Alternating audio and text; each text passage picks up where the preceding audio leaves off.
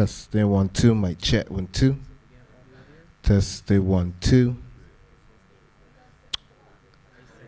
Testing 1 2. Mic check 1 2.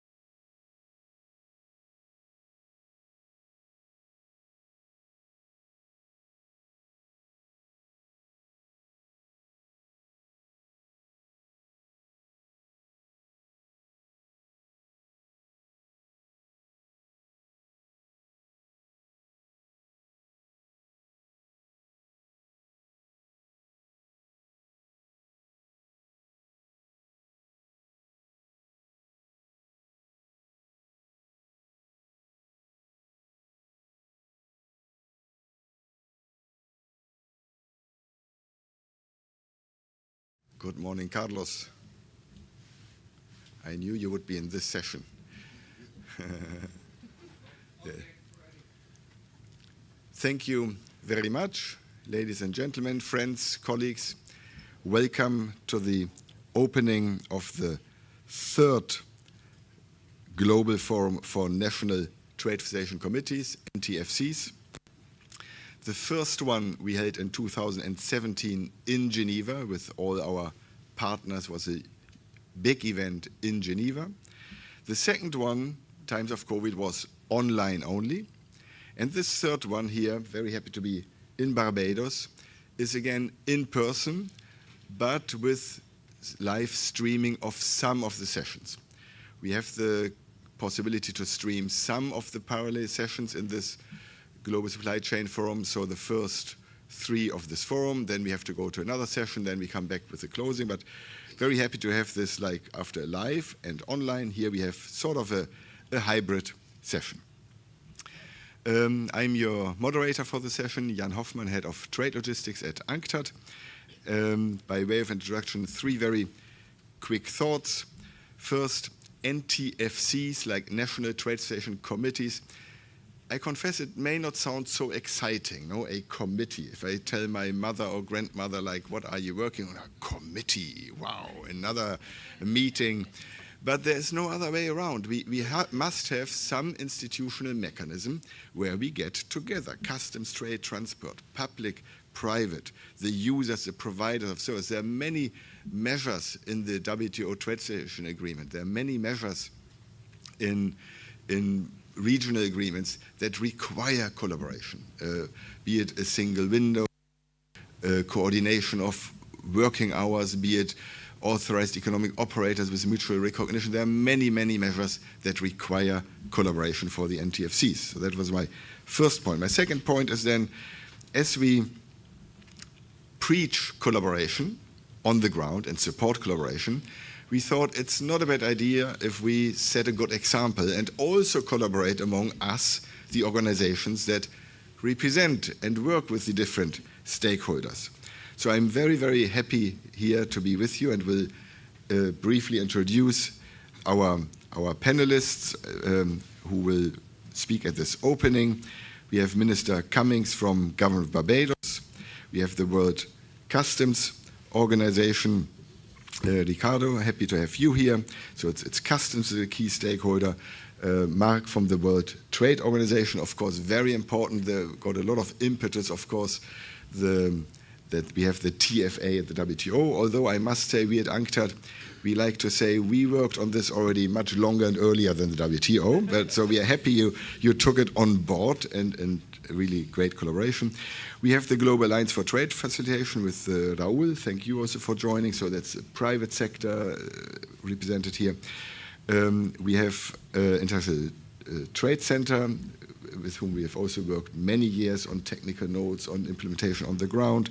The World Bank, Alina, decades going back, working on APIs and logistics, and really good to have you here. And last but not least, we have Paul Hansen from UNCTAD, who is actually the leader of this preparation and will also say a few words. So that was my second point. And the third point is really just a big thank you. Thank you to the government of Barbados for hosting the Global Supply Chain Forum, and within the Global Supply Chain Forum also the Forum for the NTFCs. Thank you for being here with us. And without any further ado, my role as moderator almost ends here. I will just then change my nameplate for the one of Minister Cummings and give the floor to the Minister. Thank you very much.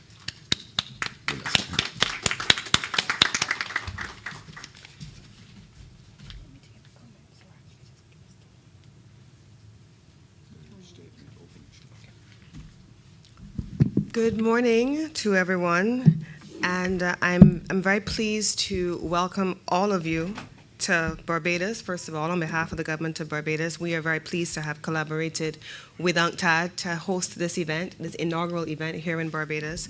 And we are confident that on the basis of what we've seen so far over the last 2 days and your own responses, that not only has it been a success for the inaugural session, but that we can expect that every successive session is going to be just as robustly supported as this one.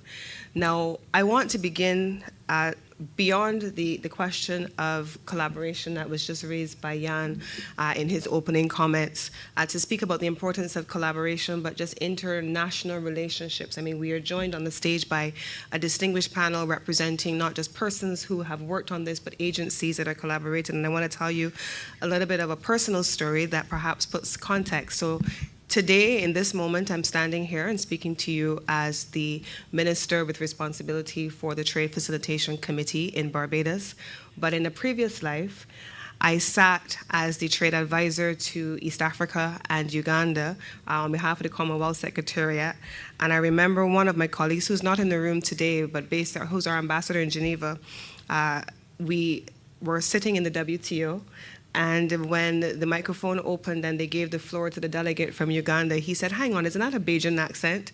And it was me, and I was speaking in the WTO on the trade facilitation negotiations as the representative of Uganda, supporting the East African community.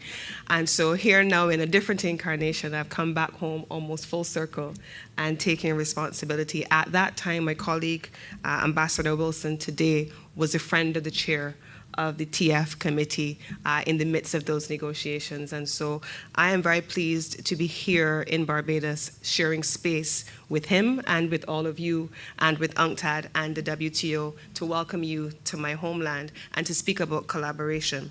Now, with that background, I want to focus my attention on three main things. The role being played, or that role that must be played by governments, the agencies of government, the role that must be played by governments in partnership with international collaboration, international partners, and the role that must be played in collaboration with the private sector. Governments do not trade. Governments do not do business, but governments are enablers and facilitators, and that is the purpose and the intent of the Trade Facilitation Agreement. And if government regulations and government bureaucracy stand in the way of the ease of doing business and the facilitation of trade, well, then we're not doing our jobs and we're not doing it well. So I want, first of all, to start with the role of government. In a previous life as well, I happen to have been the chairman of the Bridgetown Port. And the Bridgetown Port is the space through which we import 90% of all goods into the country. If we do so efficiently, if we are able to reduce the cost of doing business as we trade across borders, to use the mechanisms that have been developed by partners like the World Customs Organization, represented here today, we had the opportunity in 2019 September, the Comptroller of Customs and I, to chair a very painful process of introducing Asakuda World into the Bridgetown Port and into the government of Barbados. And we, at that time, spent a lot of time focusing on how government could do what we had to do better. How could we protect the borders? How could we ensure the collection of revenue for the state? How could we protect the borders from allowing contraband and illicit materials from coming into the country? And simultaneously, how could we facilitate the business community? And that work was substantial, and it has continued, and it led at the time to the creation of an entity which still exists called the Port Efficiency Subcommittee. And that committee, Jan, called a committee nonetheless, that committee constitutes that collaboration that I'm speaking about. It constitutes government. It constitutes the private sector, because if you're not sitting in the midst of it and you don't understand what it means to have that document that may be sitting on your desk moving off of your desk in order to facilitate trade, and then how that connects to the increase in prices at the retail level and the overall cost of living in the country, then you're not doing your job. And so we want to make sure that governments are collaborating to ensure that we have the systems in place. Here in Barbados, we have the Asakuda World introduced in 2019. 2019, as I've mentioned. We have the port community system, which is in development. The Bridgetown Port has already introduced in-house the maritime single window in collaboration with the International Maritime Organization. And under my own ministry, we are in the stage of preparing tomorrow to launch the first exchange under the electronic single window for trade. And so we have all 4 portals currently functioning in Barbados, and we are going to be moving to make sure that they're integrated. But then what comes next? What comes next from our perspective is the collaboration with international agencies, and I want to take the opportunity to make the call here today for us to work far more closely with the WTO, with UNCTAD, with the WCO, to ensure that we're able to meet the regulatory requirements of the Trade Facilitation Agreement, that we're also able to live up to the requirements of government, but that we are able to go beyond that. How do we integrate digital technology? How do we integrate innovation? How do we ensure that the ease of doing business then leads itself to opportunities in areas like e-commerce? That then set the stage for a transformation in the business climate. I'm Minister of Business as well, so I can't not say that. And then how do we also, as Barbados in this instance, with a Prime Minister who is the face and the voice of the climate crisis, not make all of that work green? How do we integrate green technology, green innovation? And as the Minister of Energy as well, I'm beginning to think that I'm overworked and underpaid. But, but how do we integrate green technology and to facilitate the energy transition into the work that we do? And then I want to close, because I want to make sure I have room for my colleagues to have a conversation. I want to close on a role to be played by the private sector. We in Barbados tend to focus very heavily on post-clearance inspection. We have a risk assessment, which is approximately 80% green, 20% red. So we send everything to the consignees typically, and then we inspect on site, and then we audit after the fact. But here's what I want us to be able to rationalize. Different countries and different regions function in different ways. And in the Caribbean region, where if we're shipping intra-regionally, it's less than 24 hours from one port to the other. And it means that pre-clearance makes it very difficult to be done if you're not using the digital technologies. And so the Caribbean region, the Pacific region, the European region, all have different dynamics, and there has to be those regional nuances that integrate the work of the trade facilitation committees, the work of governments, and to facilitate how the private sector does business. I hope that we have an opportunity to talk more about all of these things as the day progresses and as the session here progresses, but I want to pledge the support of the government of Barbados and my own ministry and my own team to working far more closely through our mission in Geneva and through the agencies with whom we have built a long-standing familial relationship. Thank you very much.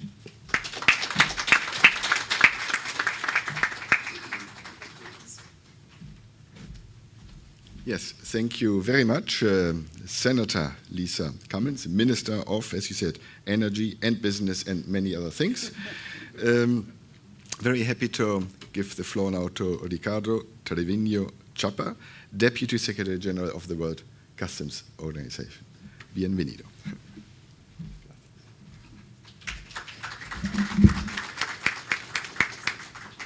Thank you, Jan, and good morning to everyone. I would like to start again by thanking once more the Barbados government for hosting us today. Last night it was a brilliant reception at the residence of the Prime Minister. We had a very good time, Minister, and we thank you.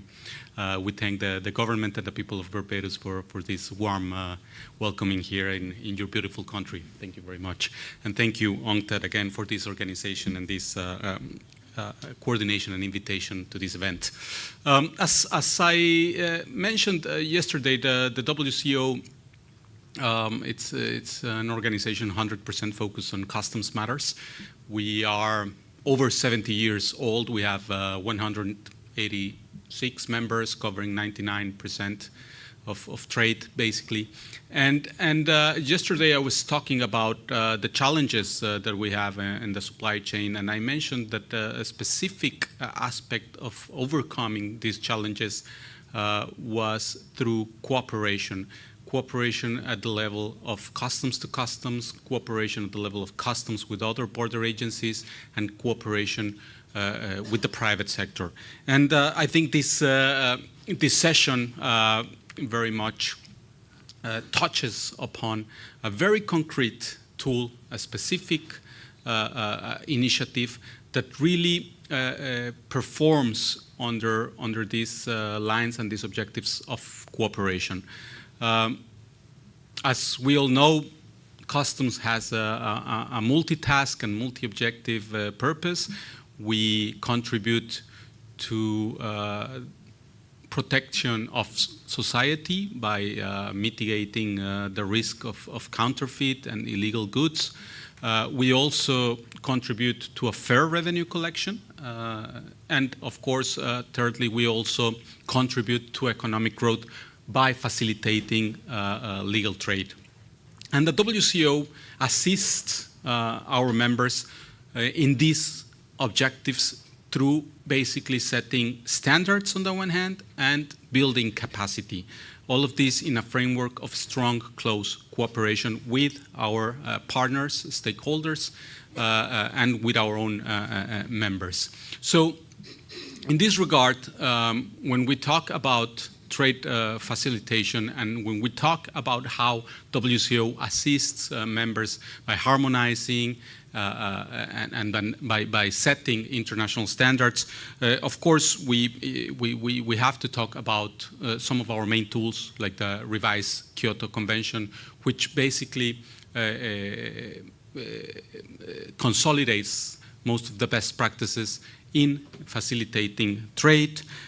We have, of course, the SAFE framework of standards, which goes towards the security and facilitation and transparency of the supply chain, and of course, a specific guidance that was published on the establishment of the National Trade Facilitation Committees, the NTFCs, among other tools. But when we, as WCO, agree and publish these standards among our 186 members, there are different capabilities and there are different, sometimes different national strategies with different purposes. And therefore, WCO provides technical assistance and training and builds capacity for our members to properly implement these standards. In this sense, we, under our technical assistance and capacity building support, we have several programs, several initiatives.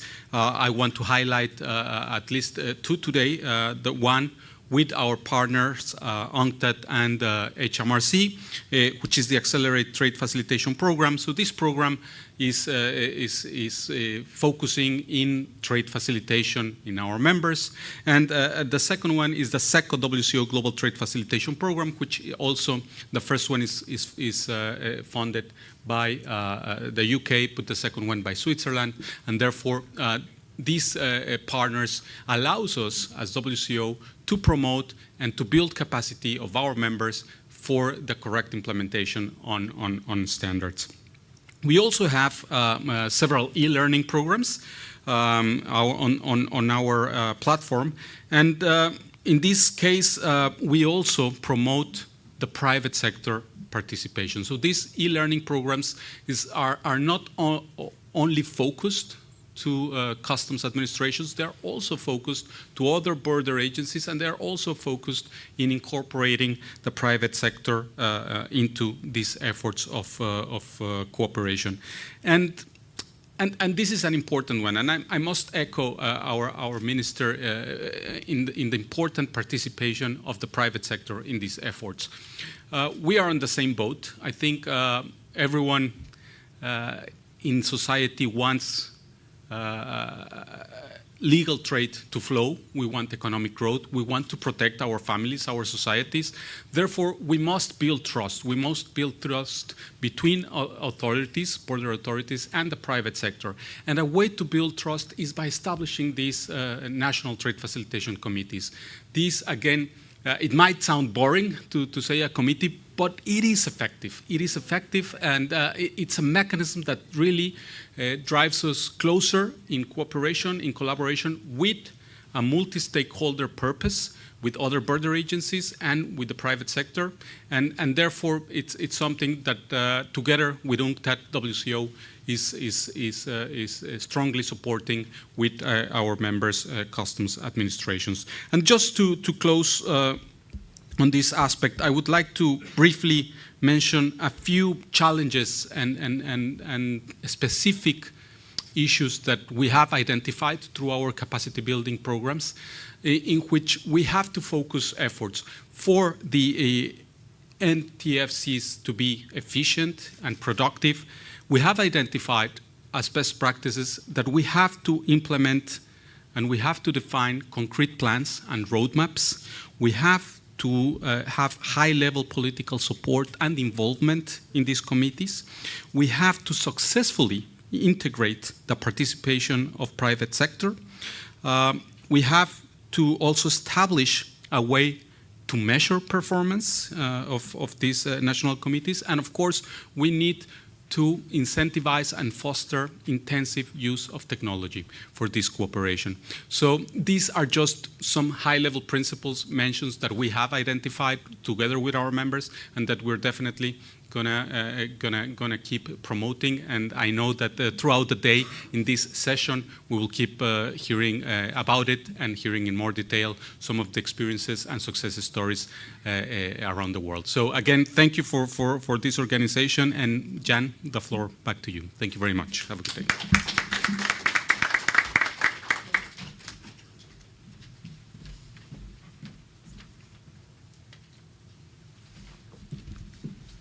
Yes, thank you very much, Ricardo. And that does remind me that I really want to include our partners from the United Kingdom who long ago, to some extent, forced us to collaborate between UN Trade and Development and WCO. And most of us did it very happily. And we still continue this collaboration. So thank you for UK for the support, the collaboration. It's actually also not only the funding, but also in working together with customs specialists from the UK in this particular joint program. Third on our list for the opening is our friend Mark Henderson, project manager and trade negotiator at the WTO. Mark, please.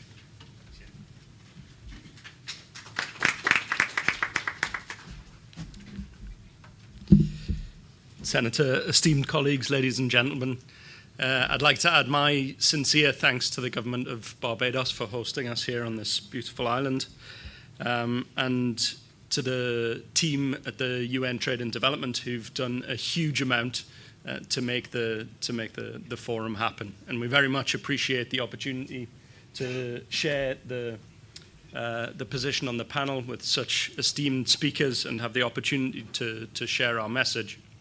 So I'm here to speak to you on behalf of the WTO Trade Facilitation Agreement Facility, which exists to support the development aspect of TFA implementation. We seek to improve access to assistance and capacity building, which is so necessary for many members to implement the agreement. We provide implementation grants when gaps are identified, and we seek to build capacities to engage with development partners, including those on the panel and those here in the room. We also seek, importantly, to align the efforts with the WTO Committee on Trade Facilitation, and I'll speak more to that. For all of these efforts, national trade facilitation committees are an absolutely essential partner for us. As Jan pointed out, the work is utterly essential. No matter whether it's exciting or catches the eye of your grandmother, it's necessary for us. So I wanted to share with you some of the things that I'm involved in this week to give you an understanding of our focus and what we pay attention to. Yesterday, I met with a number of CARICOM members, many of whom I see in the room, and they were subject experts on trade facilitation to develop and finalize plans for TFA implementation projects. So the real concrete day-to-day work of implementing the agreement and supporting members' efforts to do so. Directly after this opening, I'm speaking on the next panel on successful NTFCs and the best practices, challenges and opportunities. This afternoon, moderating a panel on humanitarian relief, the role and preparedness of the NTFCs. And then tomorrow, finally on a panel on the role of NTFCs in mobilizing resources for trade facilitation reforms. Now, I mention all of this, first of all, to give you a warning that you may get sick of hearing my voice, and second of all, to give you an idea of what we see as some of the priorities for the NTFCs. You heard a diverse range of topics there. All must be delivered through those committees. So those priorities: to act as the hub and institutional memory of TFA implementation, coordination of TFA implementation across government and across borders and with the various institutions that are speaking today, donor coordination and engagement of the technical assistance necessary. Now, these are big roles to fill, big expectations for a committee. We know that not all NTFCs are established, structured, or funded in a way that enables them to deliver on these roles without encountering challenges.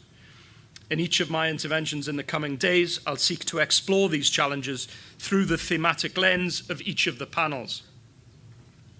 I'll share what the TFAF has learned through its interactions with WTO members in Geneva and in capitals.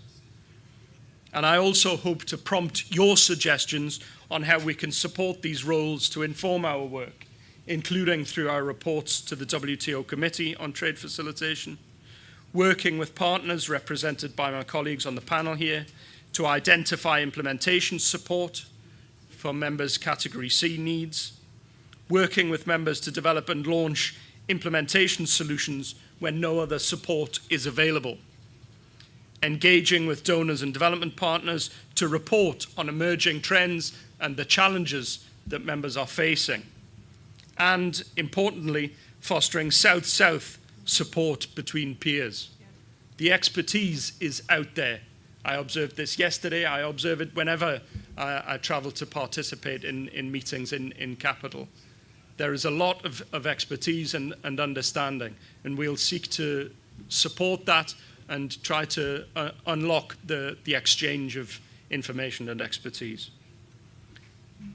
With that, I'd like to thank you for your attention, and I look forward to working with you all over the coming sessions. Thank you very much. Jan, back to you.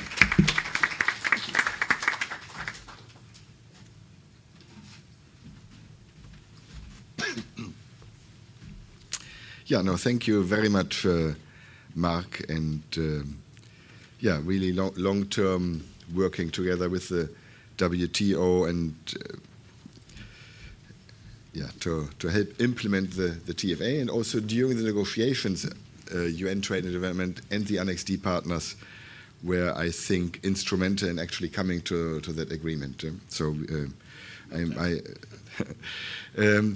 Next on the list is José Raúl Perales, Deputy Director of the Global Alliance for Trade Facilitation. Please, Raúl.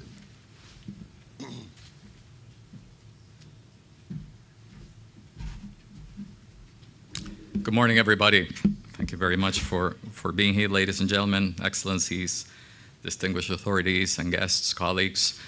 It's a great pleasure to be here in Barbados after a 10-year absence. As a son of the Caribbean, it always feels great to be back in these waters and enjoy the camaraderie, the warmth, and the hospitality of this beautiful country.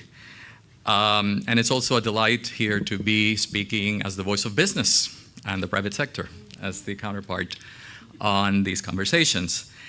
For those of you who don't know it, the Global Alliance for Trade Facilitation is the world's only public-private partnership designed to support implementation of the TFA, but also trade facilitation reforms in a broad spectrum.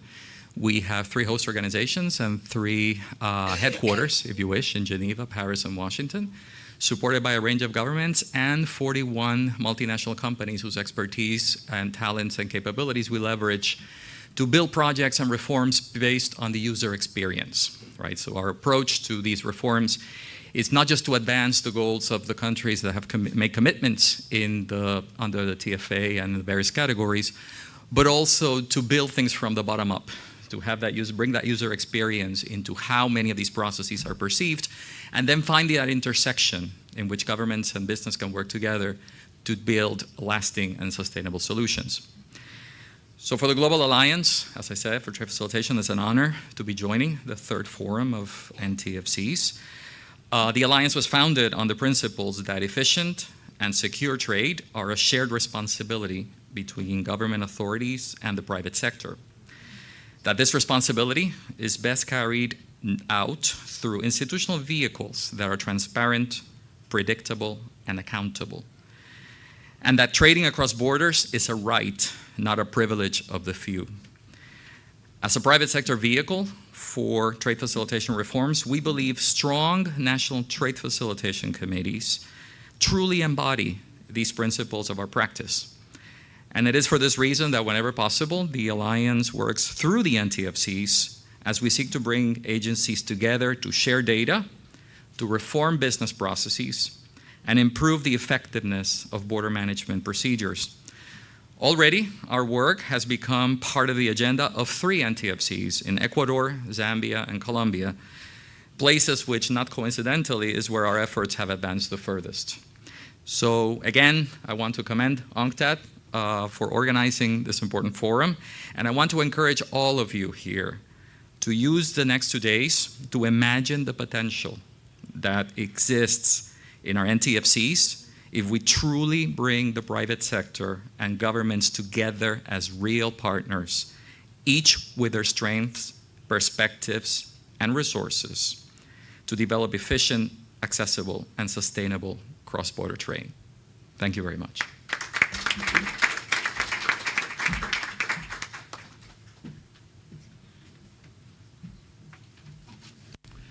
Yeah, thank you, Raul. Next on our list is the ITC, sometimes the daughter, the son, the 2 parents are the WTO and UN Trade and Development, or the UN. So very happy to have in this case, it's fair to say, the daughter, Victoria, with us. Please.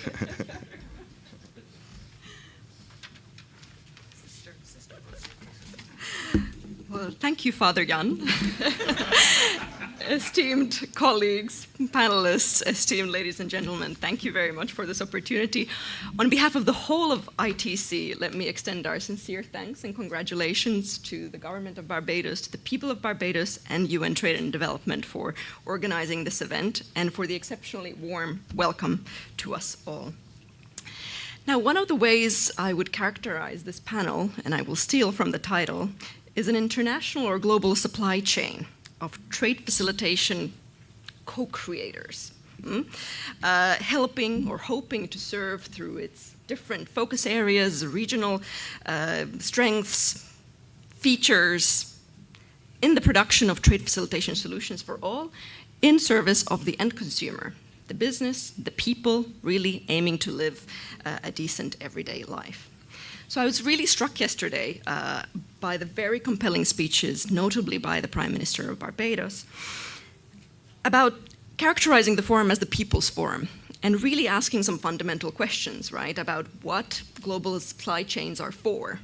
Who are they for? What is their purpose? And those same questions really apply to trade facilitation. That's what we see in our everyday life. And sure, we can describe trade facilitation as reducing time and cost of trade, but what are we doing? We're aiming to provide digital solutions for trade to power the next generation of businesses, for young people to take part of opportunities in exporting and importing. It's to help women to be able to engage in cross-border trade, small-scale traders to trade safely across borders, and improve food security, like we heard yesterday, both in terms of fragile areas, but also fragile times and periods. So at ITC, we really center our focus on the micro and small businesses. And the truth of the matter, in terms of all the work that we do, is that yes, when everybody is involved, but large actors lead the way, very often the trade facilitation solutions will serve the big players. But when small business is included, that usually serves everybody. And the same goes when we include women traders and the whole picture of the community. the impact is seen across the board in the whole trading community and society. So with those challenges in mind, of course, we heard yesterday about the impetus of responding to the climate change challenge that is facing us all. And the drive for those solutions are mainly digital, they're urgent, they need to be sustainable, and they only intensify the need for collaboration beyond perhaps the traditional trade facilitation communities. And so with all of these challenges, I would say that the role of the national trade facilitation communities is really evolving and changing rapidly. And there are new urgent objectives to be met, which requires new work streams, new structures, new actors, new types of collaboration. And so the agenda of the NTFC forum and the NTFCs, I believe, is very full, could not be busier, and therefore the timing of our forum really could not be timelier. I think the same goes for the supply chain characterized on the panel. ITC is part of a mini supply chain of its own as part of the UNCTAD and WTO family. We aim to embody this spirit, and we want to thank all the partners present here in the work that we've conducted on digitizing, simplifying procedures, notably with UNCTAD, on applying risk management principles from a wider perspective that we've done with UNCFACT, UNECE, and all the partners that we've worked with on a host of different trade facilitation solutions over the years. So with that, I would also then urge the participants to really take the opportunity and the time at this forum to find those collaborations, new partnerships, beyond traditional partners in trade facilitation, with the civil society, with investors, with NGOs, with academia, with all of those represented here to really meet the new urgent objectives of the NTFCs. So with that, I would like to thank you for the time, for the excellent organizing of this event, and look forward to productive discussions over the next 2 days. Thank you.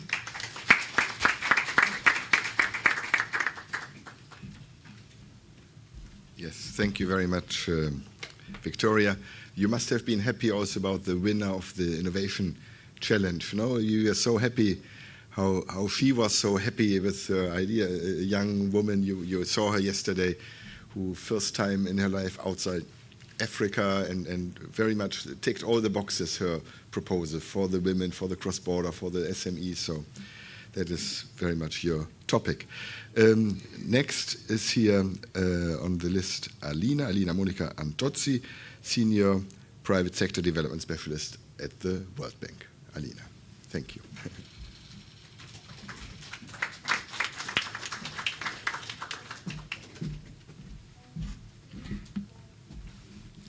Well, first of all, good morning, everyone.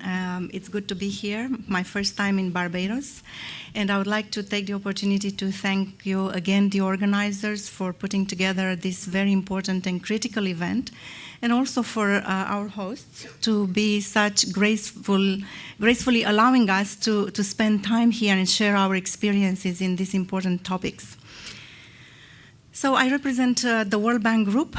The World Bank Group, as many of you may know, it's the largest provider of technical assistance capacity building around the implementation of the TFA. Of course, we don't do this by ourselves. We do this through a program which was developed as a global response to address trade facilitation implementation issues. It's called the Trade Facilitation Support Program.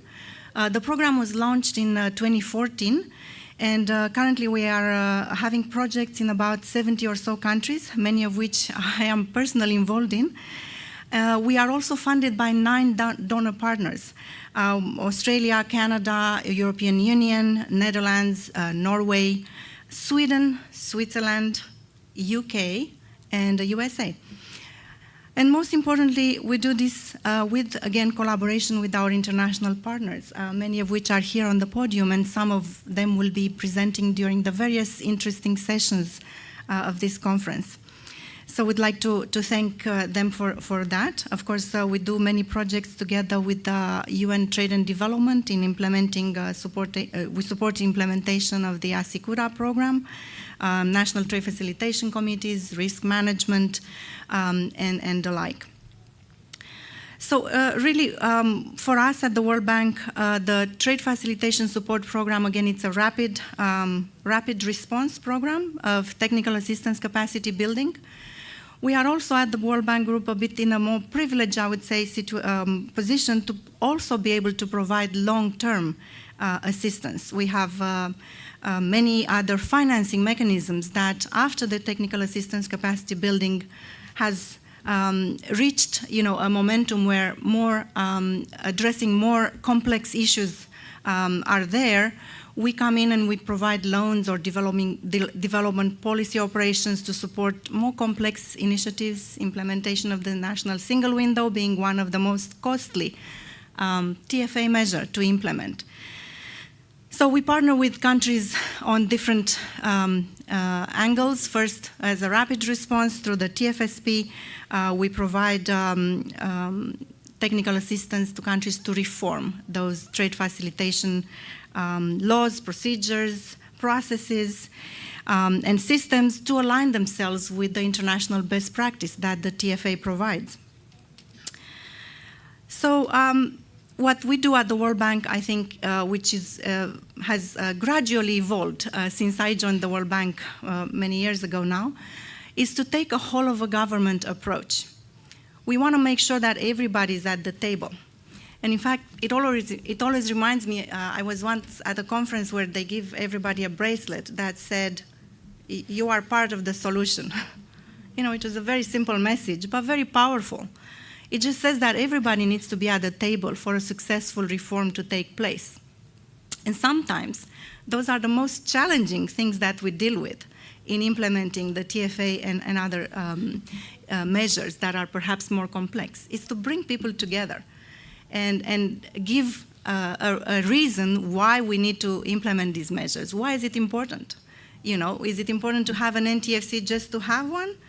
Or perhaps the NTFC has a very critical role to drive that reform at the national level.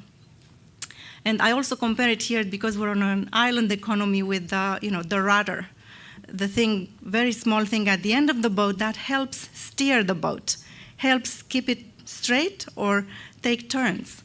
Now, of course, the boat is much, much bigger than the rudder. But the morale here is that if you put enough good pressure on and consistent pressure in the right way, you can actually produce that exponential influence on the much larger body. So the NTFCs sometimes are seen in this way, that's the way I see them. They do have that power to steer and to keep the message straight if they stay engaged and if they stay consistent in their messaging and in their approach. So for us at the World Bank, of course, taking the whole of a government approach involving all the border management agencies, beginning, of course, with customs, the most visible agency at the border has been key. We have some building blocks in the work we do. We undertake, first of all, a gap assessment in a country to see where the alignment with the WTO TFA is. We identify categories that need to be communicated to the WTO. We help with those notification of commitments, of measures, and finally we put together reform priorities in an action plan that then it's being implemented at the national level. And I think most importantly, we deliver results. So since the program has started in 2014, we supported about 34 national trade facilitation committees around the world. We helped increase alignment with the WTO TFA by 51% on average. We undertook 50 plus gap assessments for the implementation of the trade facilitation agreement. And these are the basis of where the reform starts. It informs the National Trade Facilitation Committee and client governments on what are their priorities going forward. We also supported more complex initiatives such as implementation of the trade information portals. We just launched our last, last one in Timor-Leste in April. So we have now about 12 of these initiatives being implemented. We also implemented about 10 national single windows around the world, sometimes in a regional initiative, sometimes in a light version, like we have an example in Lesotho.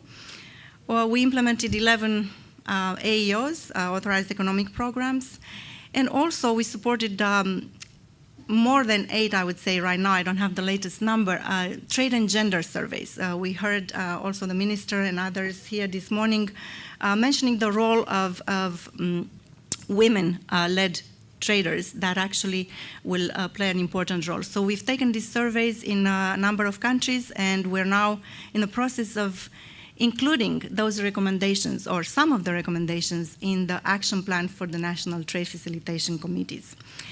So perhaps I will stop here. I will just say, take this conference as an open discussion. Come and talk to us, reach out to us, all of us here.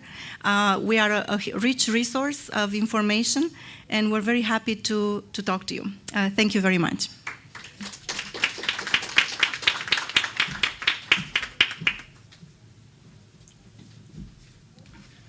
Yeah, thank you, Alina, and that reminded me some of the examples you gave. A very little story where your colleague, boss Bill, and I were sitting in my office in Geneva and discussing potential for collaboration. And while we spoke, both of us, not very polite, we are also checking our emails, like what you do these days, all the time checking. And we both received the same email from a country asking for the same thing. Yeah. So we looked at each other and say, let's work together. I think, is Lazar in the room still? Yeah. We ended up working together, and I don't know who at that time paid your salary, whether the World Bank or UN Trade and Development, but we worked in that country. Yes, I was trying to be polite not to mention country names. It was Sao Tome. But this is, I'm sharing this here as an example. Yes, we do want to collaborate, and I do think, especially the World Bank, and there could be potential for more, even more collaboration. But it is also you, the member countries, that have a responsibility to coordinate in your country and not just do shopping and ask everybody the same, which would then be duplication.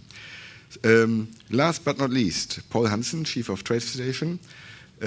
He is the one who put this together with this amazing team whom you see here in the room. So I will basically conclude my role as moderator here, and we are good in our timing. Paul, you will say some opening words, and I think then you will take over and moderate and lead to the next practical session. So I thank you all. I thank Minister, all the partners for this opening, and hand over to Paul. Thank you all.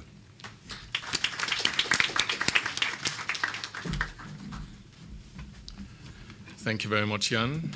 Minister, colleagues, participants, good morning. And actually, I haven't done anything. It's my amazing colleagues that have done everything. Thank you very much, all of you, for being here, especially those of you that are from national trade facilitation committees or from regional trade facilitation committees, which are also important. This forum, these 2 days, these are for you, and we hope that you will contribute actively in this. Jan mentioned that in 2017 we had the first global trade facilitation forum, and actually my picture on the screen is from that event. I know, much younger and much lighter, but it's not so much my picture on this that's important, but it's the background, because the background exactly showcases that we have been collaborating for quite some time. We are still collaborating with all the colleagues and the organizations that are on the scene here. Actually, one colleague asked me, Paul, why are you using this photo? The UNCTAD logo, as we were then, is not on there really. It's WCO, ITC, but that's not the issue. The issue is that we collaborate on trade facilitation implementation. We partner with countries and with organizations and with the business sector in order to implement the best possible outcome on trade facilitation. So I think this is really the spirit of this forum and the spirit of these 2 days. So I'm very happy to be here. I'm very happy to be back in Barbados. Thank you very much for your hospitality. So it's about partnership. And it's about what we can help with, what we can assist with, how we can partner. We are here to learn, all of us. We are here to pass on what we have learned, because by ourselves, it is not our invention, trade facilitation. We see good practices around the world, and we are here to pass on many of these. Have discussions, how do these solutions work in the best possible way for national trade facilitation implementation.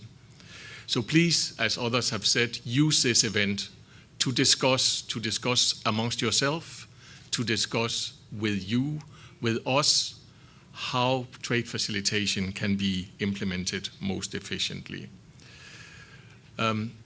National trade facilitation committees, regional trade facilitation committees are therefore as coordination bodies. And coordination is not easy at all. I always say everybody talks about coordination, everybody agrees about coordination, but nobody wants to be coordinated at the end of the day. So it is a difficult role, but it's an important role. We talk about many other solutions in trade facilitation, but if it is not coordinated, it is very difficult to move ahead. So this is a crucial role. You have a crucial role to play in collaborating. So use this opportunity to question those that are speaking, question each other, learn from each other. The issues have already been outlined very well. I think Lisa mentioned a number of the issues that they have gone through. Mark mentioned a number of the issues. And it shows the wide variety of issues that national trade facilitations can be involved in. Some were probably not envisaged in the WTO TFA when it was agreed, but it shows that there can be so many roles for the National Trade Facilitation Committee and that it evolves. So you can also, I think, take home some lessons on what is it that your National Trade Facilitation Committees could do. So thank you very much for being here. I really look forward to these next 2 days on this, and I think this is the room you want to be in over the next 2 days.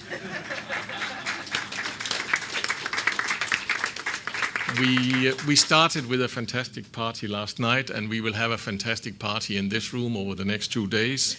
So I really look forward to hear your views, your opinions. Don't hold back. Please contribute. This is the way that we all learn the most and get most out of this event. So I wish you a successful event. And as Jan handed over already, I take this opportunity then to end this session, and we will start the next session in about 7 minutes. So thank you very much and welcome to this forum.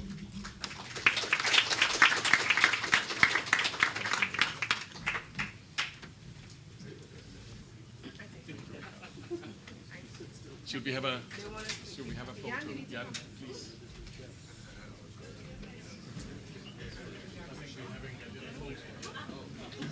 Spontaneous, natural smile. So now I can use this photo for the next.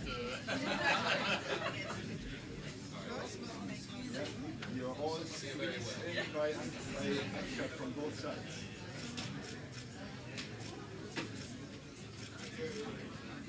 Good. I like an icon. I'm an icon. Thank you. Good. Thank you very much. Thank you very much, Jan. One more with a natural, spontaneous smile. Oh, those are Canon.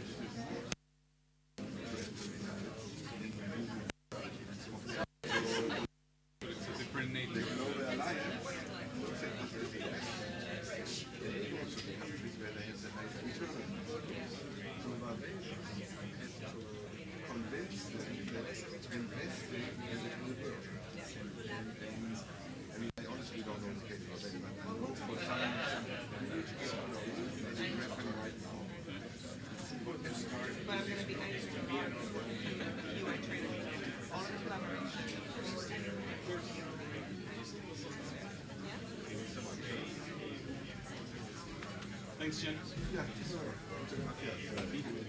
Buen día.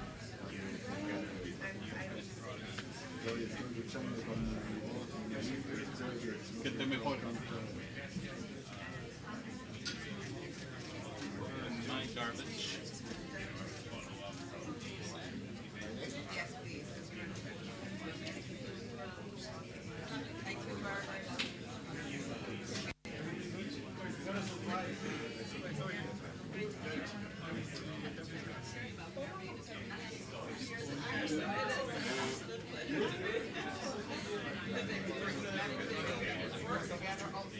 Thank you, guys.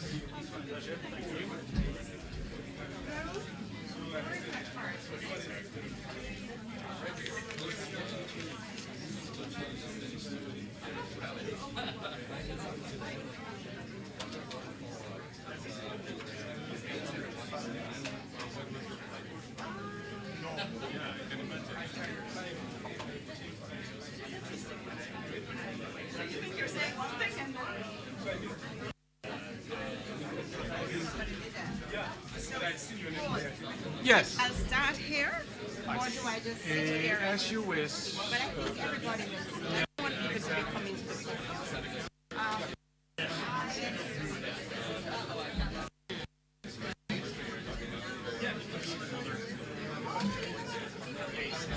If you're moderating this session, you know, every person speaking from the podium, I will go. every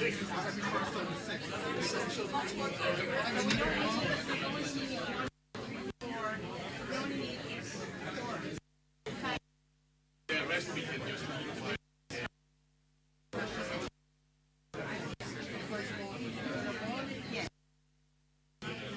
I can't turn them off. Can or you can.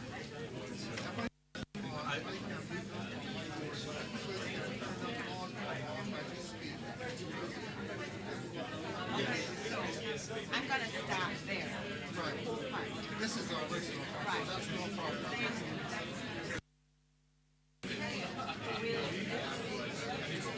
Let me find out from.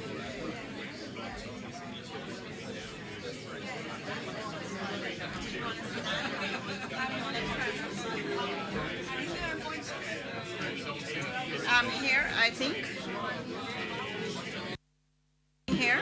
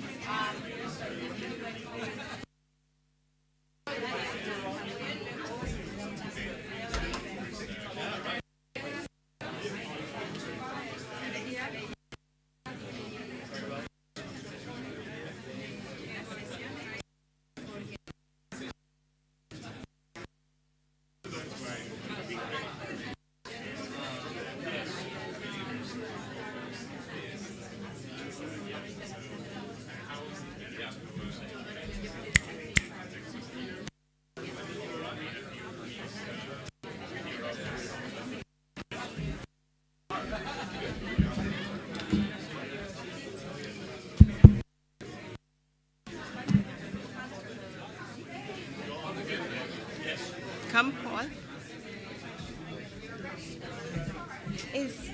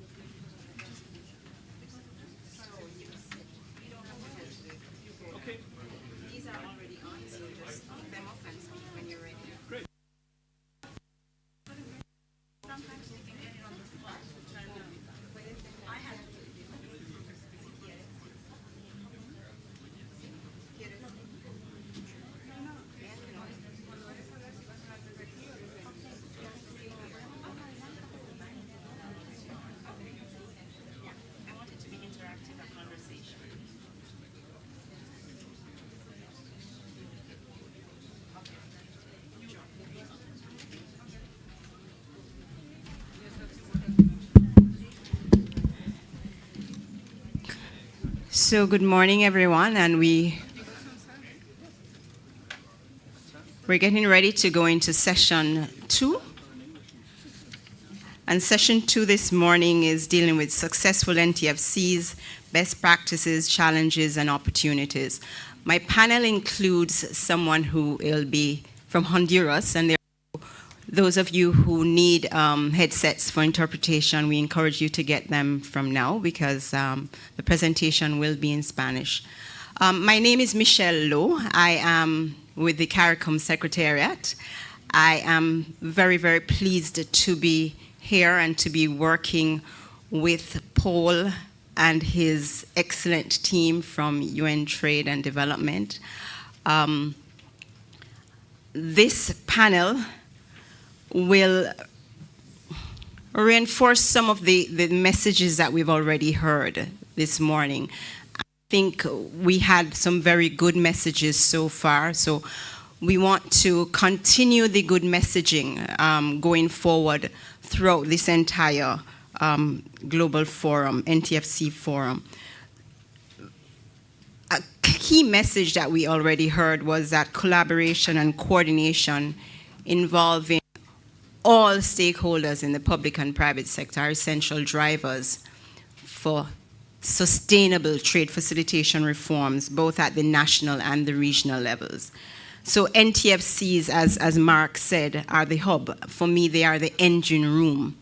And part of that engine room also must include international partnerships. So I'm very pleased to be joined on the podium by representatives from the international Annex D organizations, which the CARICOM Secretariat has been working very closely to support NTFCs in CARICOM, and certainly has been working with all other regions and countries in terms of supporting their national trade facilitation committees. So what are some of the essential building blocks and successes that drive NTFCs? Our session this morning will explore diverse experiences, analyzing effective strategies for establishing and strengthening NTFCs, but also looking at some of the challenges and the risks. So I'm pleased to be joined by Mark Henderson from the WTO, who you've already heard from, Arantxa Sanchez from UN Trade and Development. UNCTAD has been doing quite a lot of work in the region with us. We have a national experience that will be shared from Honduras, from Karen Sosa, who is from the Ministry of Economic Development of Honduras and the Trade Facilitation Coordinator for her National Trade Facilitation Committee.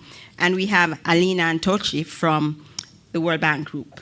So this is going to be a conversation, an interactive conversation led by our presenters, but certainly we want to include everyone in this discussion.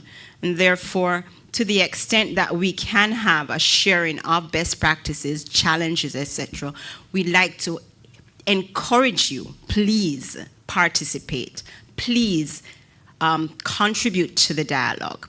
I'll be taking the presenters first, so all the presentations will be done first, and then we'll open up with the conversation and dialogue. So with that, I'd like to invite Mark, and we'll sit. It will be very interactive. So Mark, over to you. Thanks, Michelle. Oh, that was a bit of a shock. Sorry, everybody. Thanks, Michelle. Yes, it's a pleasure to speak on this topic.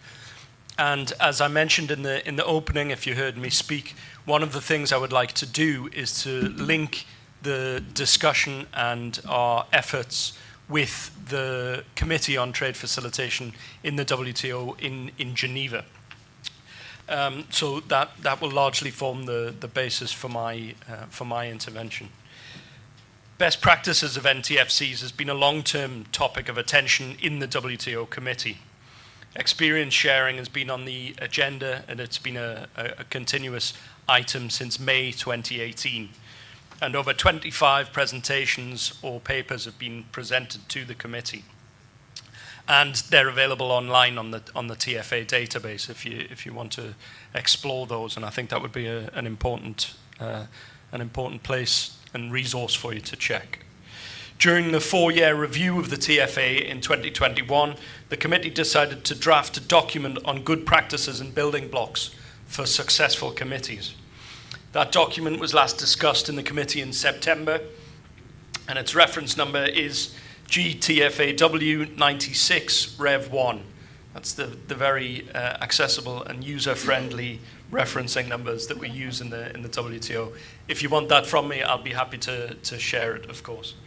But it identifies 7 good practices and building blocks. And I'm going to run through those quickly for you now.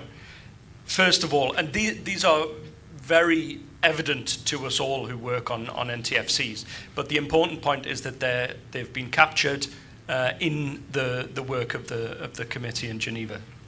So first of all, a high-level political support for the NTFC with a clear committee structure. Wide participation and representation by border authorities and other government ministries.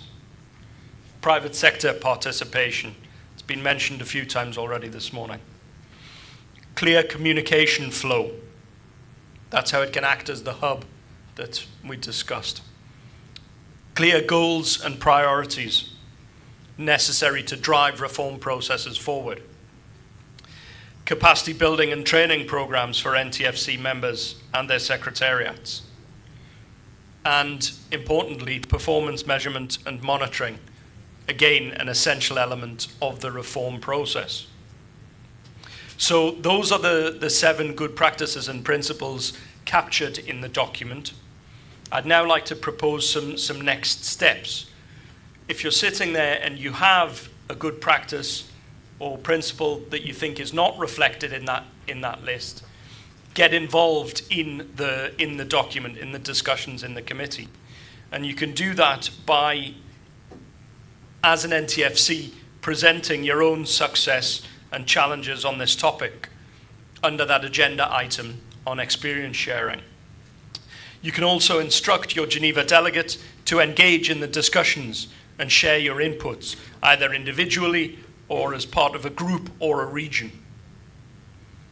As for the TFA facility, we're always in the process of engaging with the National Trade Facilitation Committees and at the regional level, observing their procedures and comparing them with others in similar situations. We share these insights with the committee via our regular reporting and with donors and development partners in our discussions with them. And in October, alongside the dedicated session on technical assistance and capacity building, which is an important moment in the calendar of the committee. If common challenges or capacity gaps are observed, then we look to respond to those often, together with the partners such as those on the panel or as TFAF bilaterally as needed. So I want to keep my intervention short so that we can discuss in the room, and that concludes my input for the moment. Thank you. I will go there. Okay, I'm just going here. So I don't know if I use this or this one, doesn't matter. If you could put the presentation up.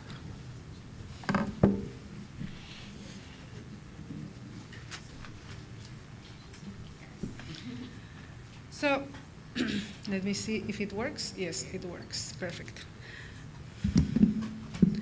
So so thank you very much for having me in the panel and for the cheering of my fan club.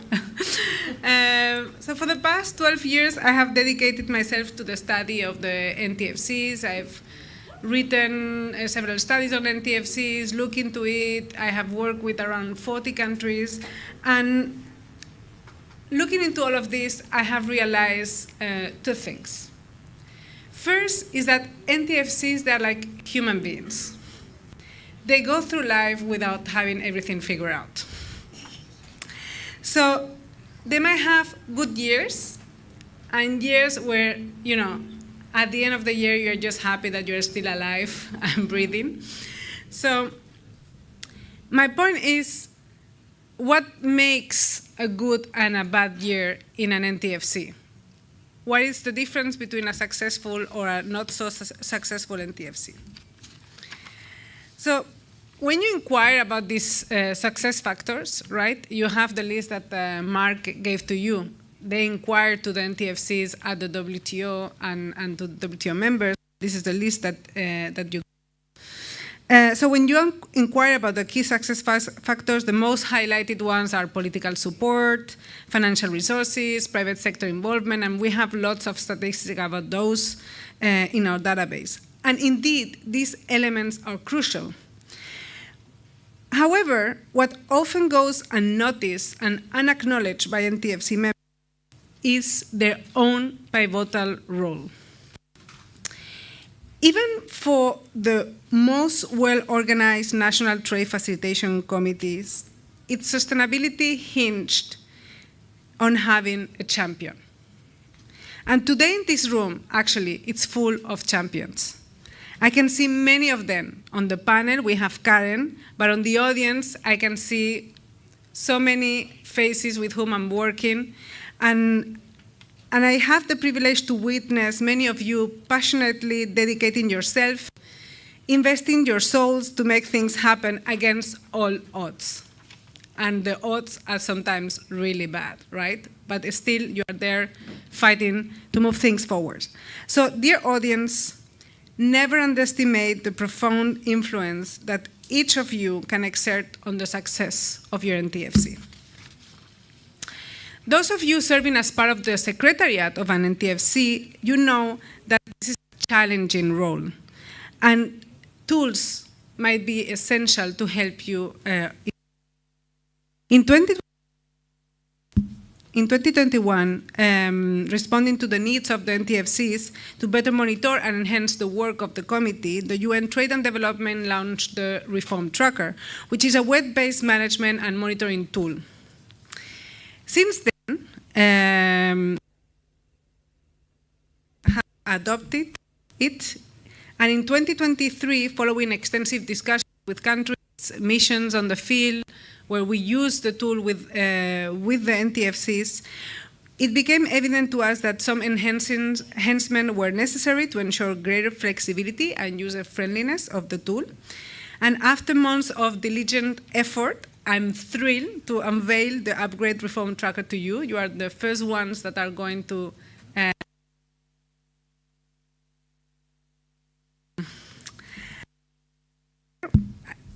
this mic, it's killing me. The new Reform Tracker has a fresh design that prioritizes user-friendliness and ensure intuitive navigation across devices. Imagine holding all insights and details of facilitation reforms and networks in your country at your fingertips, and we made it possible. Thank you very much.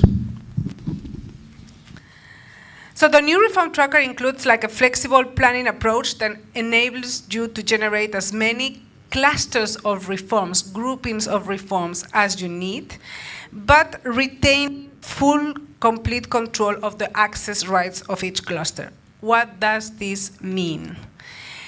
In other words, the Reform Tracker could now be used to monitor the implementation of agency-specific programs, not just the NTFC, such as, for instance, the Customs Modernization Program, making sure that only customs officials have access to that particular cluster.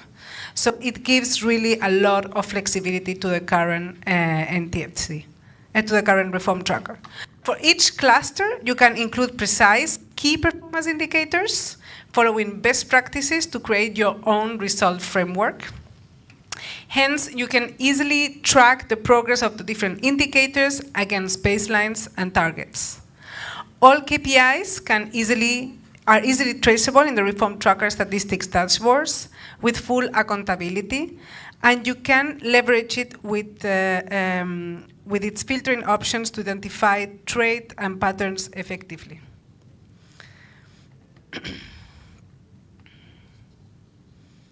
So these are some examples of the statistics dashboards. Okay. So, but another thing that we noticed over the past years is because the committees are more like set up and more really able to deal with the basic roles, is that more and more committees are looking forward to be better communicators.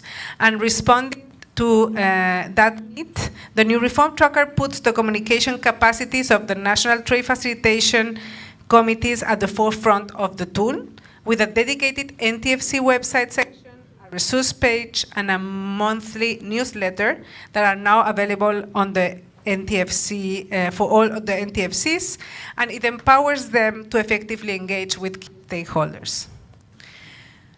The user will find everything they're looking for in just one place, the Reform Tracker dashboard. There are no excuses for late implementation. All to-dos can be easily traced, and notifications with reminders are sent to the persons in charge. We have a favorite function where you can say, these are the reforms that I want to follow, and you can easily accessible them through the little star icon. And if you are just curious to see what's going on your country, users can find the recently updated reforms right at the beginning of the dashboard. Administrators have access to a dedicated dashboard for closely monitoring changes in a more detailed manner. So this is really like responding to one of the points that Mark was saying, right? Monitoring the implementation of the reforms is crucial for the NTFCs.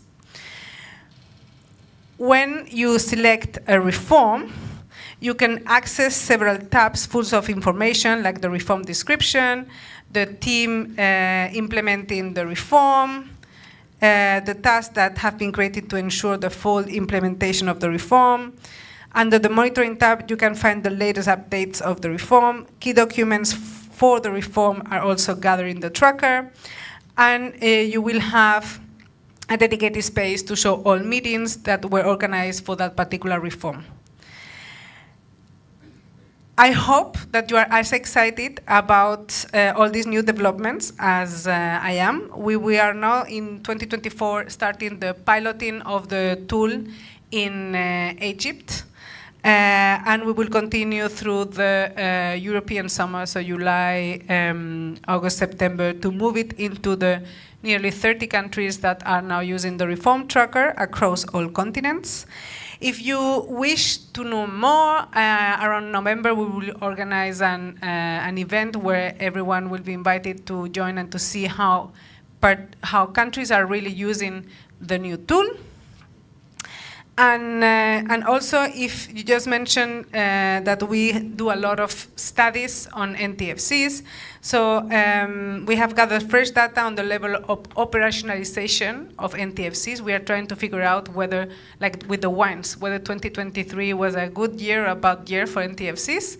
And this data will be soon be published as well in the UNCTAD site. So before I leave, let me share again with you the 3 main points of my presentation. Do not get demotivated if your NTFC is having a bad year. Believe in your capacity to change the way forward.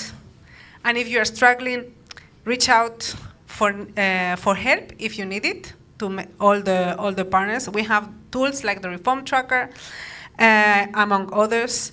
And we are ready here to give you a hand or even a hug if you need it. So thank you very much.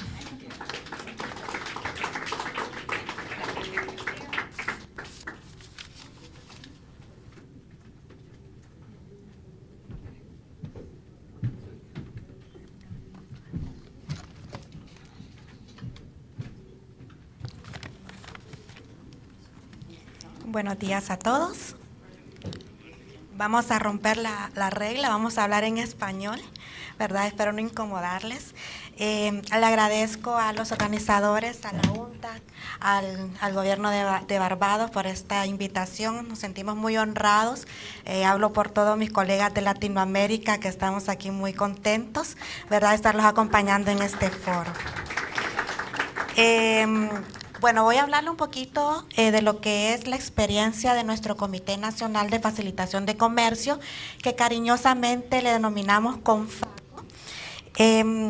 Vamos a hablar un poquito de lo que es el tema de la institucionalidad y la participación amplia de nuestro comité. Yo creo que desde ayer venimos hablando de lo que es el tema de la coordinación y la importancia del sector privado, ¿verdad? Se involucra en todas las actividades que se realizan dentro de los comités nacionales de facilitación de comercio.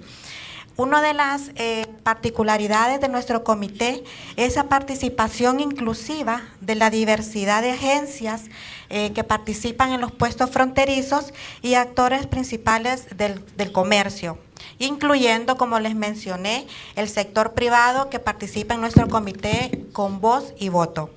El tema de las perspectivas de género, desde el 2021 venimos trabajando con UNTAC y ellos han presenciado la participación masiva que tenemos de la mujer en todos los espacios de comercio. Nuestro comité tiene bastante participación, si bien es cierto, la toma de decisiones, ¿verdad?, descansa en los hombros del sexo masculino, pero las mujeres tenemos el tema de la participación en tema de cómo proceder con todas estas acciones que se realizan en ese seno. También bajo la coordinación, este comité se encuentra bajo la coordinación de la Secretaría de Desarrollo Económico. Nosotros tenemos lo que es la presidencia, por decirlo así, que está bajo la coordinación de mi viceministro. La Secretaría Técnica también está bajo el seno del Ministerio de Economía, como lo conocen los demás países. En esa sí tengo bastante participación activa, ¿verdad?, porque estoy apoyando a la presidencia, pero también coordino lo que es el tema de la Secretaría Técnica. No es un trabajo fácil, más cuando los países como los nuestros no contamos con el personal o el recurso humano necesario para cubrir todas estas áreas, pero hacemos, ¿verdad?, hasta lo imposible, como decía Aranza, el tema de la pasión, el compromiso con este tema nos ayuda a salir adelante y tener nuestras banderas de éxito a nivel nacional, regional, y pues ya nos estamos dando a conocer a nivel global con este tipo de espacios. Otro tema muy importante en los comités es el tema de la capacitación continua. También hemos sido beneficiados por parte de la UNTA con el programa de empoderamiento en los comités nacionales de facilitación de comercio. Yo creo que lo que voy a mencionar lo vivimos todos los países, que es el tema de la rotación de personal, ¿verdad? Y ese es un tema que desbalanza a veces los temas o el avance en los temas que se tocan en el comité, y el tema de capacitación continua, el empoderamiento nos ayuda a todos manejar esta temática, y si no sabemos, pues aprenderla de una, ¿verdad? Y el tema de seguir aprendiendo es un tema que tenemos que manejarlo muy al día, la capacitación continua. Creo que aquí hay una pequeña estructura de cómo está conformado nuestro Comité Nacional de Facilitación de Comercio. Ustedes pueden visualizar en pantalla que tenemos amplia participación de las instituciones que intervienen en frontera, así como la importancia de lo que es la participación del sector privado. Si ustedes pueden ver, tenemos el tema bajo la sombrilla de COE, que es nuestro Consejo Hondureño de la Empresa Privada. Yo creo que algunos de acá ya lo conocen. Tenemos el sector industrial, tenemos los exportadores, el tema logístico, transporte, el sector productivo y el sector agroindustrial. Como les mencioné, y es importante repetirlo, que el tema de la voz y el voto es muy importante porque los hace sentir parte en todas estas decisiones, y nosotros como gobiernos tenemos ese compromiso con ellos porque ellos son nuestros usuarios. Entonces ellos tienen que estar enterados de todo lo que sucede en este seno. También es importante mencionar, ya Aranza ya dio una presentación magistral de lo que es el monitoreo o las plataformas de monitoreo digital. En este caso vamos a hablar del Reform Tracker, ¿verdad?, que es la reforma que nos permite darle seguimiento a las reformas de facilitación de comercio. Para ser más exacto, podemos implementarlo en el seguimiento del acuerdo de facilitación de comercio o bien también en actividades o proyectos nacionales que tenemos, que hay una modalidad que se llama AFC Plus, que nosotros podemos, ¿verdad?, enlistar nuestros proyectos nacionales y darles el seguimiento. Gracias a esta herramienta, ¿verdad?, que somos usuarios desde el 2021, que también esta iniciativa de cooperación entre UNTAC y Honduras surgió en un foro como estos, ¿verdad?, en un acercamiento con UNTAC, en este caso con mi querida Pamela, ¿verdad?, que tuvimos la oportunidad de coincidir en un evento y empezamos a conversar y de ahí surgió el tema de la cooperación, tanto para el programa de empoderamiento de los comités nacionales de facilitación de comercio, el Reform Tracket, y también se me escapó el nombre, pero tenemos un estudio el escaneo rápido, que es de respuesta a temas de emergencia. En este momento lo hicimos con el COVID-19, pero también tenemos muy buenos elementos de implementación a nivel nacional, porque no solo es COVID, tenemos diferentes temas de emergencia que pueden afectar a nuestros países. Entonces, el uso de la herramienta de monitoreo de implementación de reformas, ¿cuál fue el tema de lo que nos benefició? Vino a fortalecer el tema de la coordinación institucional, porque dentro de esta herramienta, yo sé que se pasó muy rápido anteriormente, pero dentro de esta herramienta tenemos la oportunidad de tener grupos de trabajo para la implementación de cada una de las medidas del acuerdo de facilitación de comercio, y esto facilita mucho lo que es el monitoreo y la implementación de dichas. El tema de asignación de roles y responsabilidades es muy importante, porque ese es un tema que creo que a todos nos hemos enfrentado. No, que la presidencia es el que tiene que darle seguimiento a todo. No, todos tenemos participación y todos tenemos responsabilidades en la implementación de las medidas. Otro de los temas muy importantes que me llena de satisfacción mencionarles es el tema del nivel de implementación del acuerdo de facilitación de comercio. Si bien en el 2019, cuando se lanzó en nuestro Comité Nacional, solo teníamos un 58 punto y fracción de implementación del acuerdo. Hoy en día, como les decía, como dicen en mi pueblo, se me hincha el corazón de decirles cuando tenemos un 93.3% de implementación. Esto gracias al monitoreo que le hemos dado al cumplimiento de las medidas, las notificaciones a tiempo, que es muy importante también. Cuando miramos la plataforma de la OMC, podemos observar que no tenemos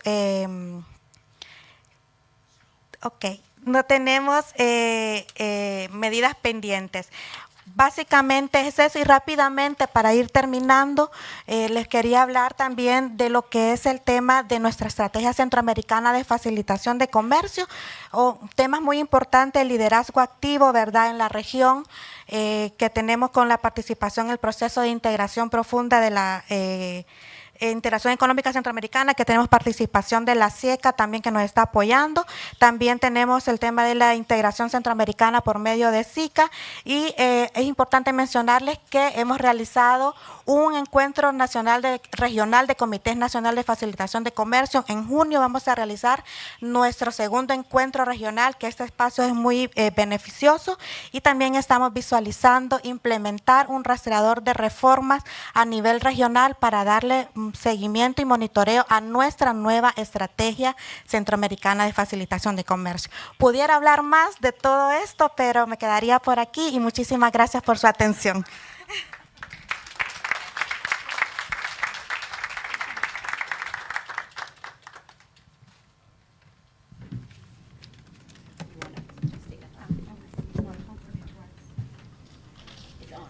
It's on? Thank you, Michelle, and it's been very interesting to hear the various perspectives from our speakers here today. What I would like to focus on, I'm not sure, is this working well? I hear some mumbling. What I would like to focus here today, again, is to perhaps add three elements. One, the importance of the private sector, Then I would like to focus a little bit on some regional initiatives within trade facilitation committees that we have been supporting. And then finally, I'd like to give a couple of examples of practical work that NTFCs that we have worked with around the world have taken in terms of implementing the TFA and kind of keeping that momentum going forward, including from one of our counterparts, which unfortunately couldn't make it to the panel today, so I'm going to do it on her behalf. So first of all, the private sector. The private sector is a key player in the national trade facilitation committees. I gave an example this morning of I'm part of that solution. That message is very, very important because it makes you feel that you are important, your voice needs to be heard, you have something to contribute to. And who else would be better to contribute in terms of the national trade facilitation committees than the private sector, who are actually at the forefront of trade. They actually confront themselves with many challenges and can bring practical solutions to the table if consulted regularly. And also if brought into the discussion early on, not just when problems arise. So that contribution of the private sector, it's very, very critical. Now, I would like to perhaps emphasize a little bit the flexibility that the WTO TFA gives to implementations at the regional level. So it allows you to take that regional perspective. So the World Bank Group has been supporting for the past few years implementation of the development and implementation of two regional trade facilitation strategies, one of which was for the CARICOM region, and the second one, which we developed together with Michelle, who has been very active in supporting the CARICOM strategy, to develop a similar one in the Pacific Islands. And to develop that strategy, it took about 2.5 or so, 3 years for the trade facilitation strategy in the Pacific. And in fact, we are going to launch the final document that was approved last year by the Forum Trade Ministers at the upcoming Aid for Trade review in Geneva from the 26th to the 28th of June. And we have, of course, invited Michelle. She will contribute. She has been very supportive along the way to provide the lessons learned from the implementation of the CARICOM strategy that have been taken on board for the development of the trade facilitation strategy in the Pacific. So it's very important to bring those experiences because really what we learn from the best, it's from others who have been there, have done that, right? And nobody's perfect. We all face challenges, and I think it's very important to learn from each other on how do you address some of the challenges, but also how do you keep steady and move forward. So, if you are at the Aid for Trade in Geneva, end of June, please, we invite you to join our session on the launch of the Pacific Islands Trade Facilitation Strategy. Now, in the Trade Facilitation Strategy for the Pacific, we've taken an approach to identify several thematic areas which are a bit more tangible to understand and also to look forward in terms of implementation. So, of course, the whole of the government approach is the building block in implementing any trade facilitation reforms because, there are many players, many agencies, and you need to involve everyone alike. Border agency collaboration, coordination, transparency and predictability, and that importance of the access to information, followed by digitization, automation, and facilitating benefits for compliant traders. And again, the importance of taking that regional approach to implementing trade facilitation reforms. So for both strategies, we have also developed, or let's say, starting to support a regional NTFC. So bringing together some of those areas where synergies can take place and look at it from that regional perspective, it's very important. And there are many areas that can be looked and can be learned from at the regional level, including implementation of a single window, perhaps an advanced ruling mechanism, risk management. It's also something that could be looked at from a regional perspective. So, that's only to say that once the trade facilitation committees at the national level are proactive and lead trade facilitation reforms, they can also contribute to that regional perspective.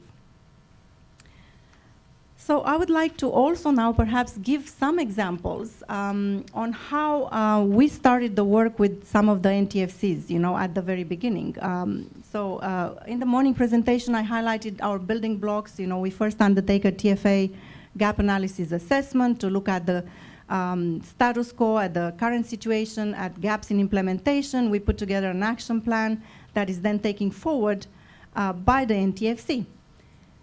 And what do they do next? It's very challenging. You have many measures, many recommendations. So it's very daunting task for an NTFC that has been just established to kind of look and see, okay, where are my priorities? Where shall we start? How do we do this? And I have a couple of examples here that I just highlighted, a couple of key points, many of which I have, again, participated directly in the establishment and support of these NTFCs. One of which is Fiji. I was looking for our client from Fiji, but I believe she's in another parallel session. But in Fiji, we established the National Trade Facilitation Committee as a body co-led by the Ministry of Trade and the Fiji Revenue and Customs Service, Customs. And at the onset, the committee identified and focused on removing the barriers that delayed cargo and added cost to the business community. So they took on, let's say, an initiative that you will say it's perhaps a pilot to reduce those costs and implement what we call a single manifest, electronic single manifest. So that initiative really focused on one specific target, took on a walk through the procedures and systems, all the border agencies involved, so they can all understand what is the task at hand. How can we help each other resolve and kind of reduce the costs for the business community. And finally, what happened is that in the end, there were some processes that needed to be changed, some digitization of processes to make sure that the manifest is being seen by other border agencies as well. As an example, the Ministry of Health could only see 50% of that document, therefore they couldn't screen for any risk consignments that they were under the Ministry of Health. So with the help of the agency, Biosecurity Agency and Customs, the manifest was now made available to other border agencies for screening, advanced screening. And that, of course, reduced the time and cost for manifest processing times from 3-4 days to almost 3-4 minutes. And you would think, okay, and so what? Well, that was a small success, right? A small success on an initiative that was very targeted that the NTFC now can take forward and demonstrate. This is the type of work we need to do with you. And it's definitely now comes more tangible. People can see the benefits, they can feel it, and they would like to then contribute to more complex initiatives. So again, in Fiji, the National Trade Facilitation Committee has several working groups established underneath, some of which look at the implementation of the single window or risk management, implementation of a time release study, and test procedures working group.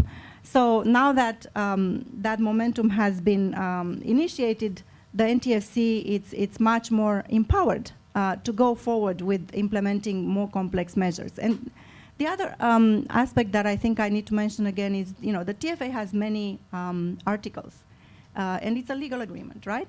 But many of these articles actually contribute to each other. So when you look at them individually, they kind of are, sometimes you don't know exactly how do they relate. But many of them relate to each other. So when you establish some of these working groups, you're trying to bring together some of these articles that contribute to each other. To give an example, If you want to implement a single window, you first need to look at the documentary requirements, at the fees and charges, at the publication of procedures, collaboration, coordination. All of these are TFA articles. But of course, some countries begin to look just at one. I want a single window. Well, let's start somewhere. So there are many measures that need to be started early on in order for you to achieve that long-term measure that it's perhaps more complex to implement. I'll give again the example of Egypt, because our colleague, Ms. Iman, the head of the Secretariat for the NTFC, wasn't able to join us this morning. So in Egypt, we started our work about 5 years ago. We started with supporting the National Trade Facilitation Committee. It was a difficult discussion. Border agencies like to work in silos. So it wasn't an easy task to bring them all together. And to fast forward a little bit, it's been only since maybe about a year and a half ago that the NTFC has taken shape a little bit more in terms of driving those reforms. And what has led to that? Well, in Egypt, we have had many discussions with border agencies and put together again 2 major documents that have been brought forward, in fact, this month to the Prime Minister's office for approval. One is the Trade Facilitation Strategy for Egypt, which again looks at TFA and beyond, also at the country's goals and what it wants to achieve. And that trade facilitation strategy, again, brings together a couple of thematic areas that are very critical in implementing trade facilitation reforms with tangible KPIs and forward-looking implementation action plan. The second one, which, again, it's a very key measure in the TFA, it's risk management. So again, in Egypt, under the auspices of the NTFC, an integrated risk management framework policy document has been produced with the help of all agencies involved, and that's why it has taken 2.5 years, because those discussions and the dialogue to build to the understanding of the integrated risk framework has to be given, let's say, reasonable time so that each agency understands their role in this particular initiative and why is it important that risk management is looked at from an integrated fashion. We also, again, under the auspices of the NTFC in Egypt, supported 3, at the moment, time release studies. First time release study at the Port of Alexandria was undertaken actually during COVID and validated once we were able to travel. It established, of course, that baseline, but it also helped measure progress in implementing other reforms. Which brings me to my final point for Egypt. The role of the NTFCs is there to drive reform, but also, most importantly, is to communicate success. Once you have a success and you have that momentum, you need to also inform the key stakeholders and bring them in that success that they contributed to. And finally, of course, in Egypt, they also started, as I think Arantxa mentioned, the use of the reform tracker to put together some of these reforms in a more let's say, easy to follow fashion. So that has been very helpful. And I know my colleague Iman would have mentioned that as well. So following to the communication, in Angola, for instance, we have also supported the NTFC to put together a communication and information strategy. Because as you go forward on implementation, you realize that actually it's very, very important to communicate that success and to have a clear messaging to emphasize and re-emphasize the benefits of the TFA to both government and the private sector. And this activity cannot stop.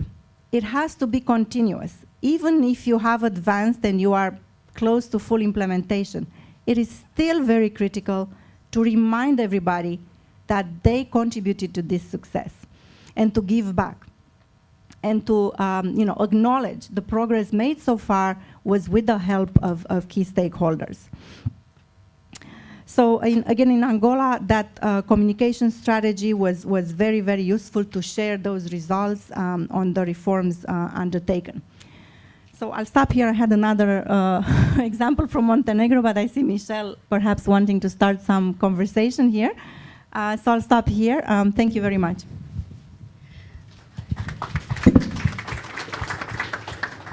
Thank you so very much. I want to open the floor, but I wanted to just highlight before just two key issues and two messaging that I heard from Karen's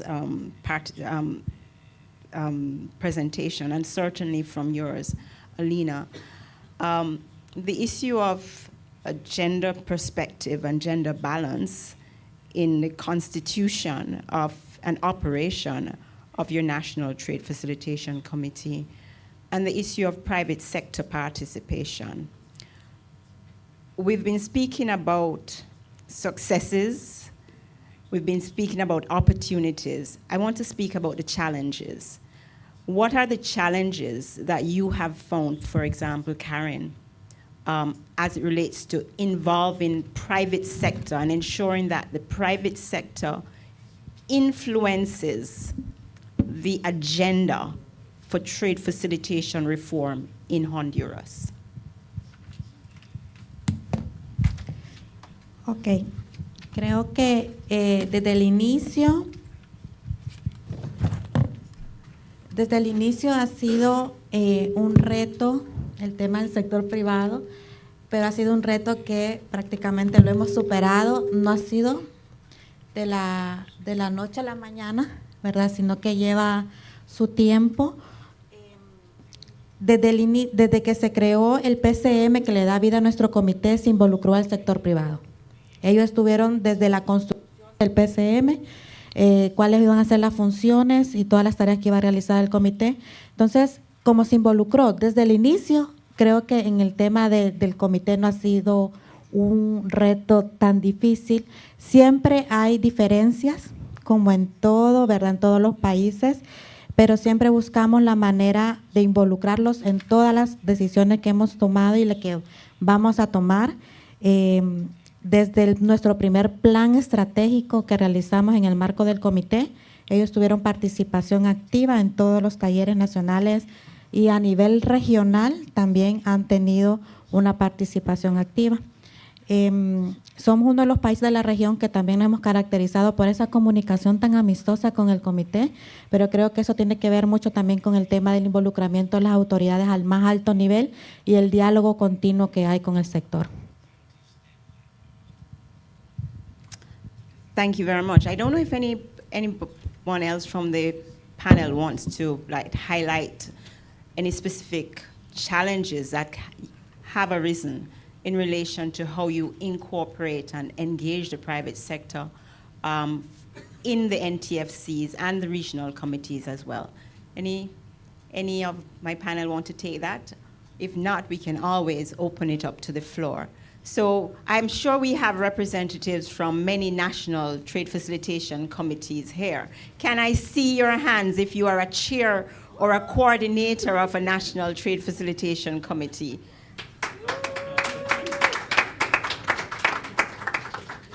So we've heard wide-ranging presentation from institutions, international partners, and from a national committee on trade facilitation.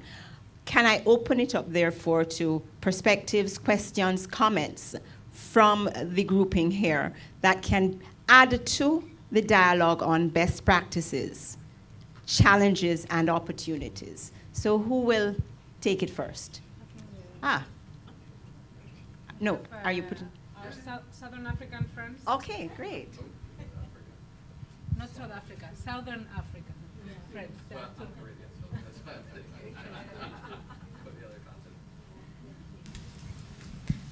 Thank you so much, and good morning to everyone in the room and the participants, and thank you very much to the panelists for opening up the discussions on the NTFCs. I don't have a question, or maybe my name is Victoria Ratha Weyulu. I am the chairperson for Namibia's National Trade Facilitation Committee on behalf of our Customs Administration. Now mine is not so much a question, but I want to underscore something that Arantxa highlighted in her presentation, which is really that I know we've been talking about coordination as one of the most important challenges for NTFCs. But she then said, look, yes, there is coordination, but one of the other challenges is capacity building for national trade facilitation committees. And I think for Southern Africa especially, we have been very fortunate to have been working with UNCTAD and especially with Arantxa in making sure that our NTFCs have been capacitated. Because what that do is it ensures continuity and sustainability. They now know that, all right, there are these factors that we need to have in place as an NTFC for the successful sustainability and efficient functioning of an NTFC. And I think without that support, especially from UNCTAD, it will be difficult to ensure that NTFCs are used indeed as an efficient platform to foster that public-private sector dialogue. So for me, really just a hands up again. I want to applaud UNCTAD and again also WCO, the Accelerate Trade Facilitation Program, for really capacitating institutional frameworks to be able to implement the trade facilitation reform agenda at national level. Thank you so much. Thank you very much, Namibia, and welcome to the Caribbean. Thank you. Yes, from...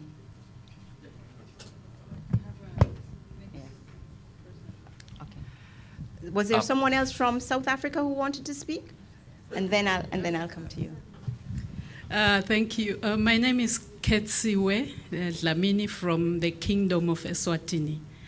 Mine is on the gender aspect in our National Trade Facilitation Committee. For Eswatini, this is a topic we included from the beginning, but now we even included in our roadmap.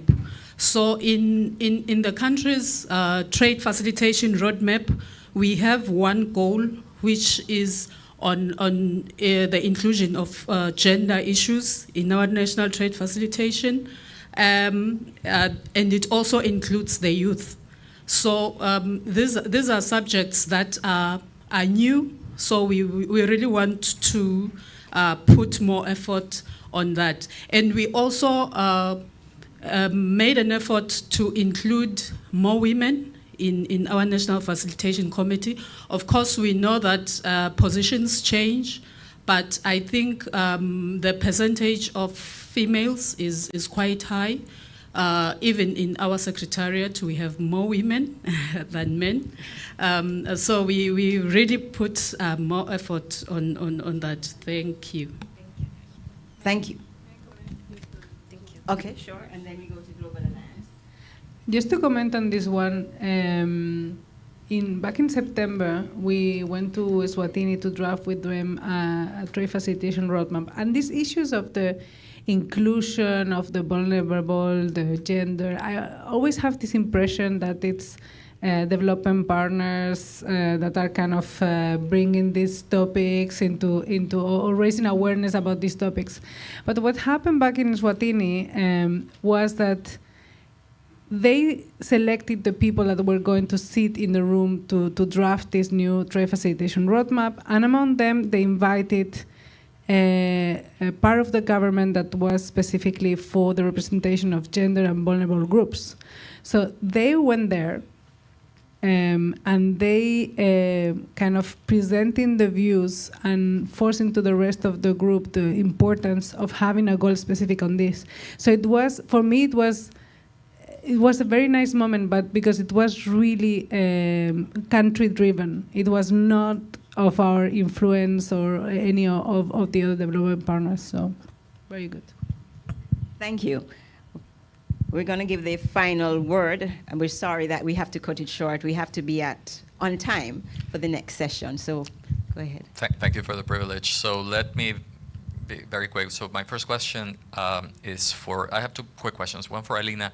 Alina, when you mentioned that it was hard to work with the private sector, can you say why?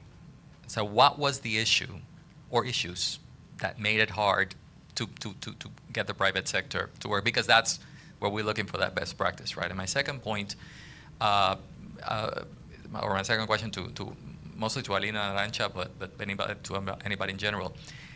One of the hardest things in the trade facilitation environment is the trust that's necessary for agencies to share data, right? And because this work is all moving towards coordinated border management, Central America is doing a beautiful job of this already, moving in this direction.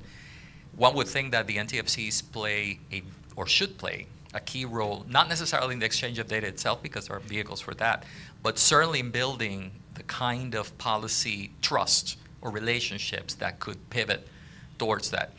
And I've heard both of you say the difficulties and the complications, et cetera.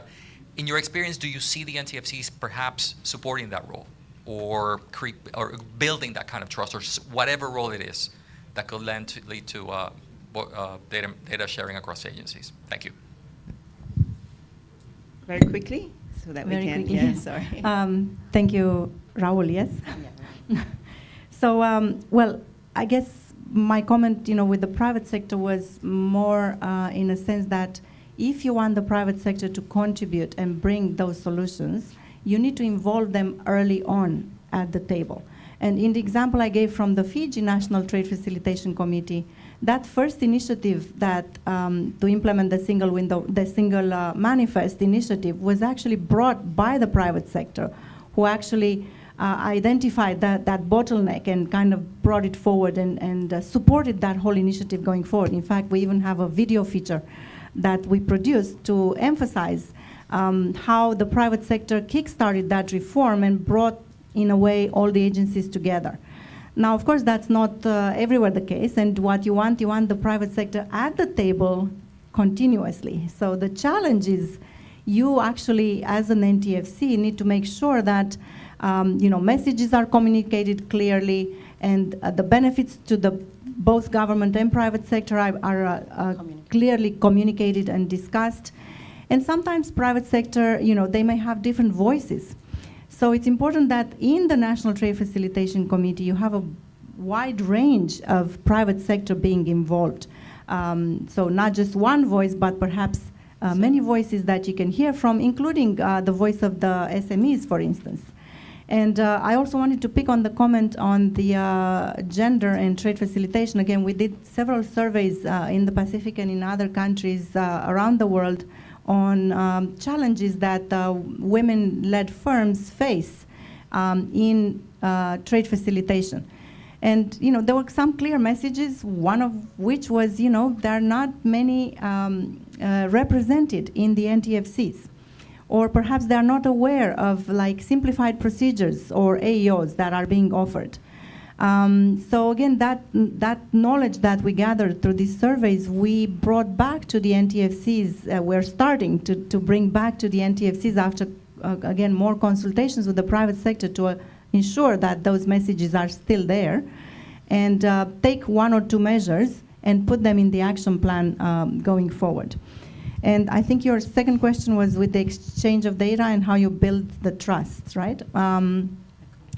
Well, again, you have to do that alongside some measure that, not just in principle, it's important to share data. But I think from my experience, to build that trust with the private sector long term, it takes years. I mean, the best examples I've seen, it's in most developed countries where actually the National Trade Facilitation Committees and the private sector share data with the government, and you don't see that very often. In many countries that we work with, the government tries to make sure that the private sector is compliant, rather than already bring them into that trust where they are willing to share the information and the data. But that is the trend, and that is the discussion that it's continuously driven by the NTFCs to build that trust. But you have to build that trust by actually making some reforms happen, bringing some success, and that's what brings them in turn. Thank you. Okay, so I'm so sorry that the conversation has had to be rushed, but it will continue throughout the day and into tomorrow. Certainly invite you to have the conversations in the corridors, etc. I certainly want to thank you for being here. I certainly, as CARICOM, would like to continue to express my own gratitude to for the partnerships developed with TFAF, UNCTAD, and the World Bank Group, and certainly with other groups that we've been, international partners that we've been working. And we look forward to continuing the dialogue and the collaboration. Thank you very much, and let's move on to the next session. Thank you all, and thank you to the panel. Just for your information, the script that you see up here is available on the conference website, so you can actually access this.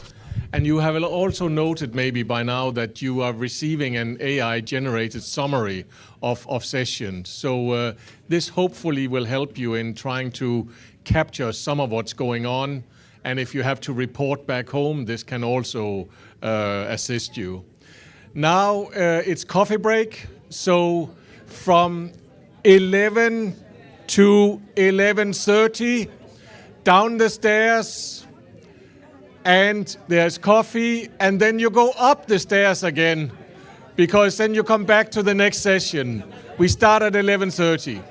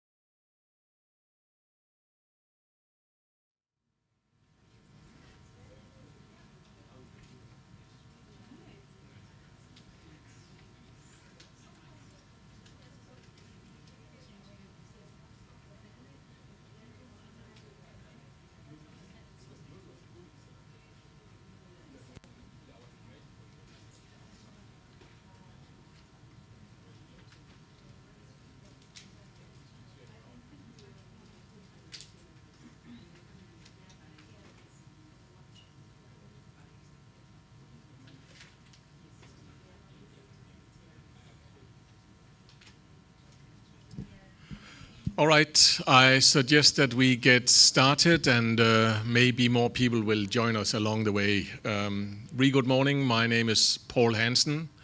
I'm not Sebastian Herreros. Sebastian unfortunately fell ill, so I am standing in and will try and do my best to moderate this session. But actually, here Sebastian and my colleagues here on the podium have prepared this session, so I'm sure it will go very well. I work with UNCTAD Trade and Development, where I work in the area of trade facilitation. And I will, as I said, moderate this session on supply chain disruptions, the role and response of the national trade facilitation committees. And with me here I have some distinguished panelists. Victor Bahn is a special counsel at the Office of the U.S. Trade Representative, where he coordinates the development of supply chain policy through trade negotiations and interagency initiatives. We have next Andrea Tang, who is Legal Services Director at the International Freight Forwarders Association, FIATA, in Geneva. We have Ahmed Niaz, who is head of the Strategic Management and International Relations Division at the Maldives Customs. And last but certainly not least in this case, we have Patricia Francis, who is the chairperson of Jamaica's Trade Facilitation Task Force and is the former executive director of the International Trade Center in Geneva. So a very distinguished panel that can provide a lot of insights on this issue, I'm sure. Now, we all know that in recent years, global supply chains have suffered a number of shocks, including starting with COVID-19, armed conflicts and wars, disruptions in key supply chain and shipping routes, and geopolitical tensions. So the aim is that in this session, we will discuss how governments, especially national trade facilitation committees, and companies have responded and keep responding to those shocks through trade facilitation measures. The UN makes something called the UN Global Trade Facilitation Survey every 2 years. The last edition was published in 2023, and it shows that in many countries, especially the pandemic spurred the digitalization of many trade procedures and trade facilitation procedures to minimize the COVID-19 impact. Unfortunately, in many countries, this was done in an ad hoc fashion, maybe not so surprising, instead of a fully planned implementation. But still, it represents for many countries a significant progress towards paperless trade environment. And although COVID-19, of course, was a disaster globally and for many persons privately, it actually had the impact of trying to generate digitalization in many countries. So going forward, national trade facilitation committees can certainly continue to play a key role in crafting countries' response to these kind of events. We will have around 50 minutes before the lunch break to discuss these issues, and I will start by a general question to our panelists here. So here it goes.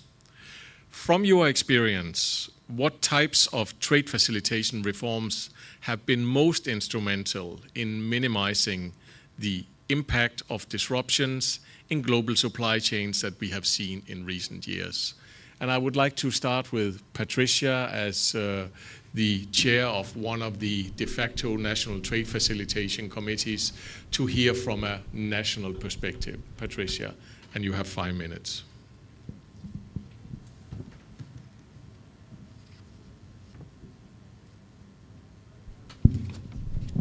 Thank you very much, and very pleased to be here. Thanks to UNCTAD, and thanks for everyone.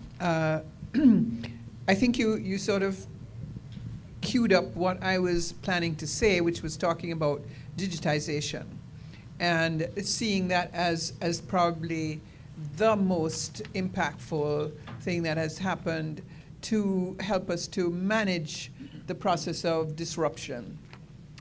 And of course, what that meant was that we had been trying in our country to persuade government that the private sector running from place to place, sometimes 5, 6 different entities in order to complete a transaction, that this was, not very cost effective, it was time consuming, it was bureaucratic, and we didn't have great support. Of course, having implemented ASACUDA, that meant that customs documentation could be done online. However, the process of getting your license, permits, etc., and not having a single window where those transactions could be put in place, I mean, that was an important piece of the puzzle that was missing.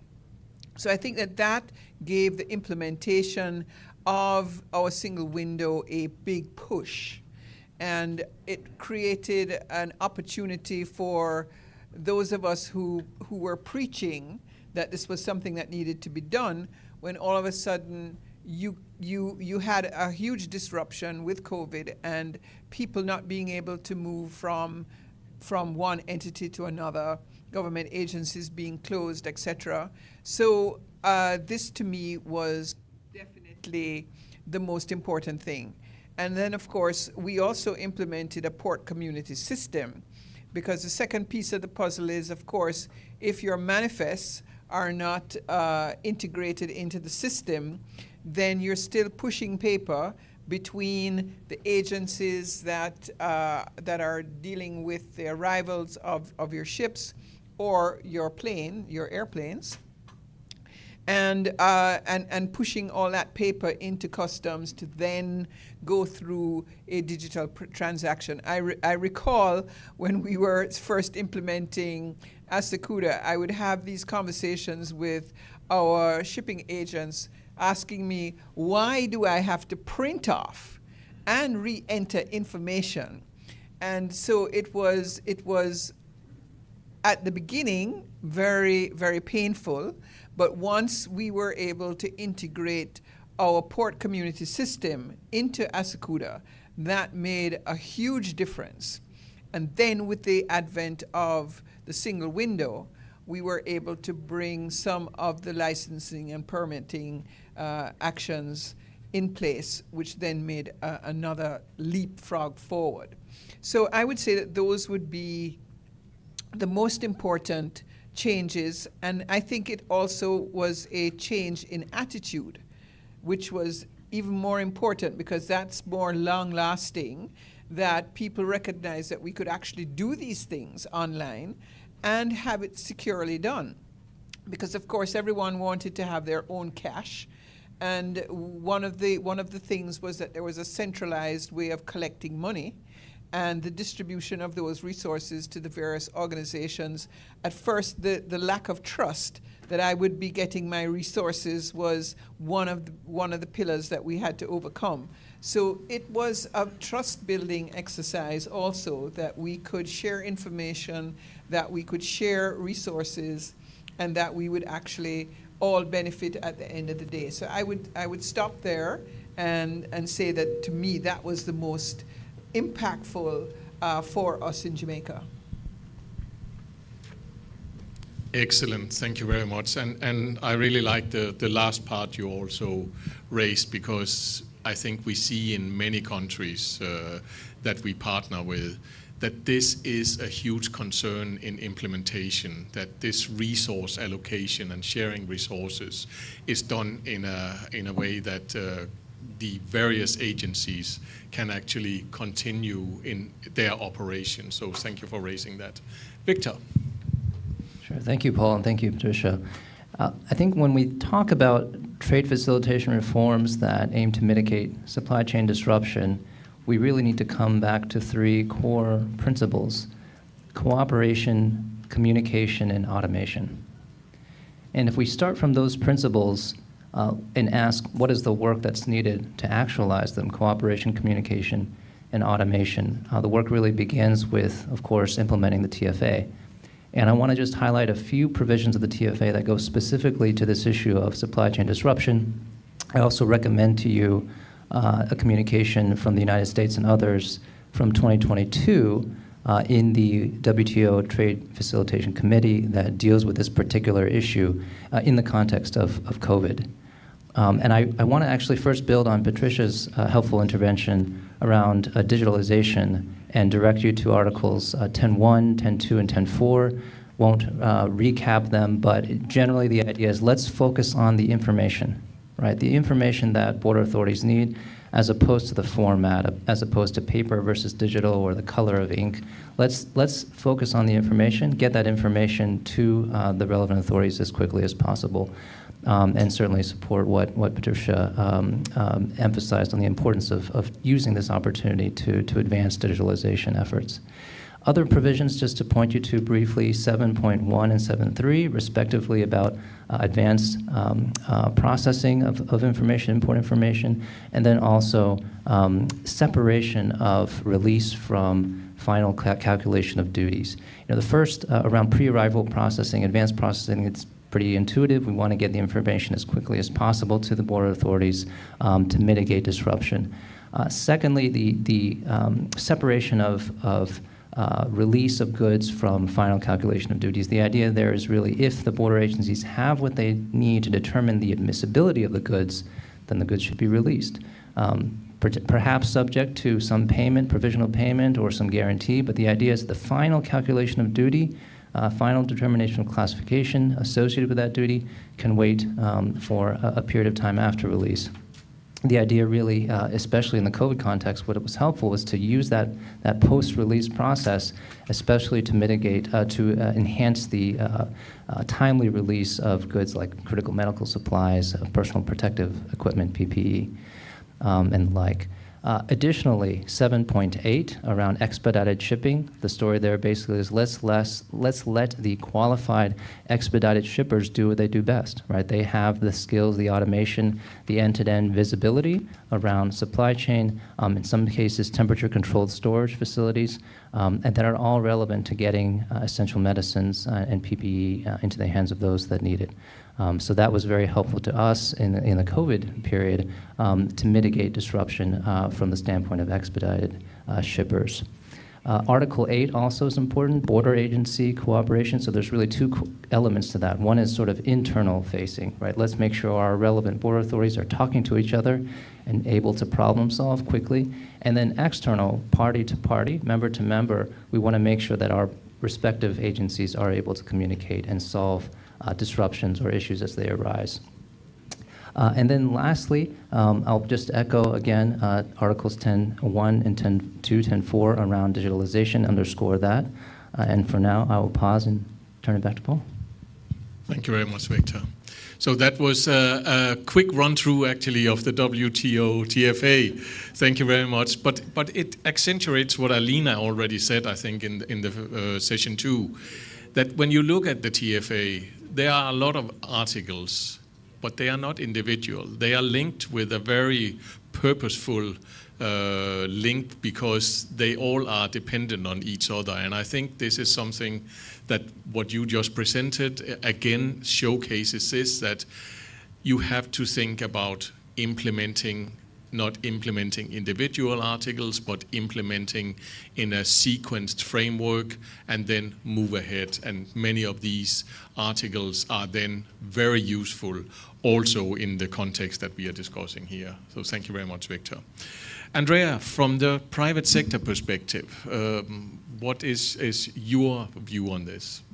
So I have to say that I can only echo the comments that have been made so far by Patricia and by Victor. I think that the points on digitalization, on coordination are really crucial.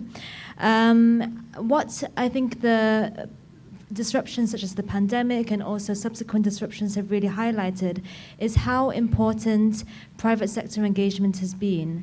And I think for those countries that had private sector engagement in place already, I think that it was clear that that was a huge help in terms of dealing with disruptions. So here I would really like to highlight the role of national trade facilitation committees here as being a really important trade facilitation measure when implemented correctly, to really be able to ensure that private sector and governments are able to work together to really address the disruptions and to find solutions together. And what we saw is that during the COVID pandemic, for example, I mean, of course, we saw that there were many that were not able to meet and that had their activities significantly disrupted as a result. But we also saw that for those that were able to coordinate and to work together, both before and during and also after the pandemic.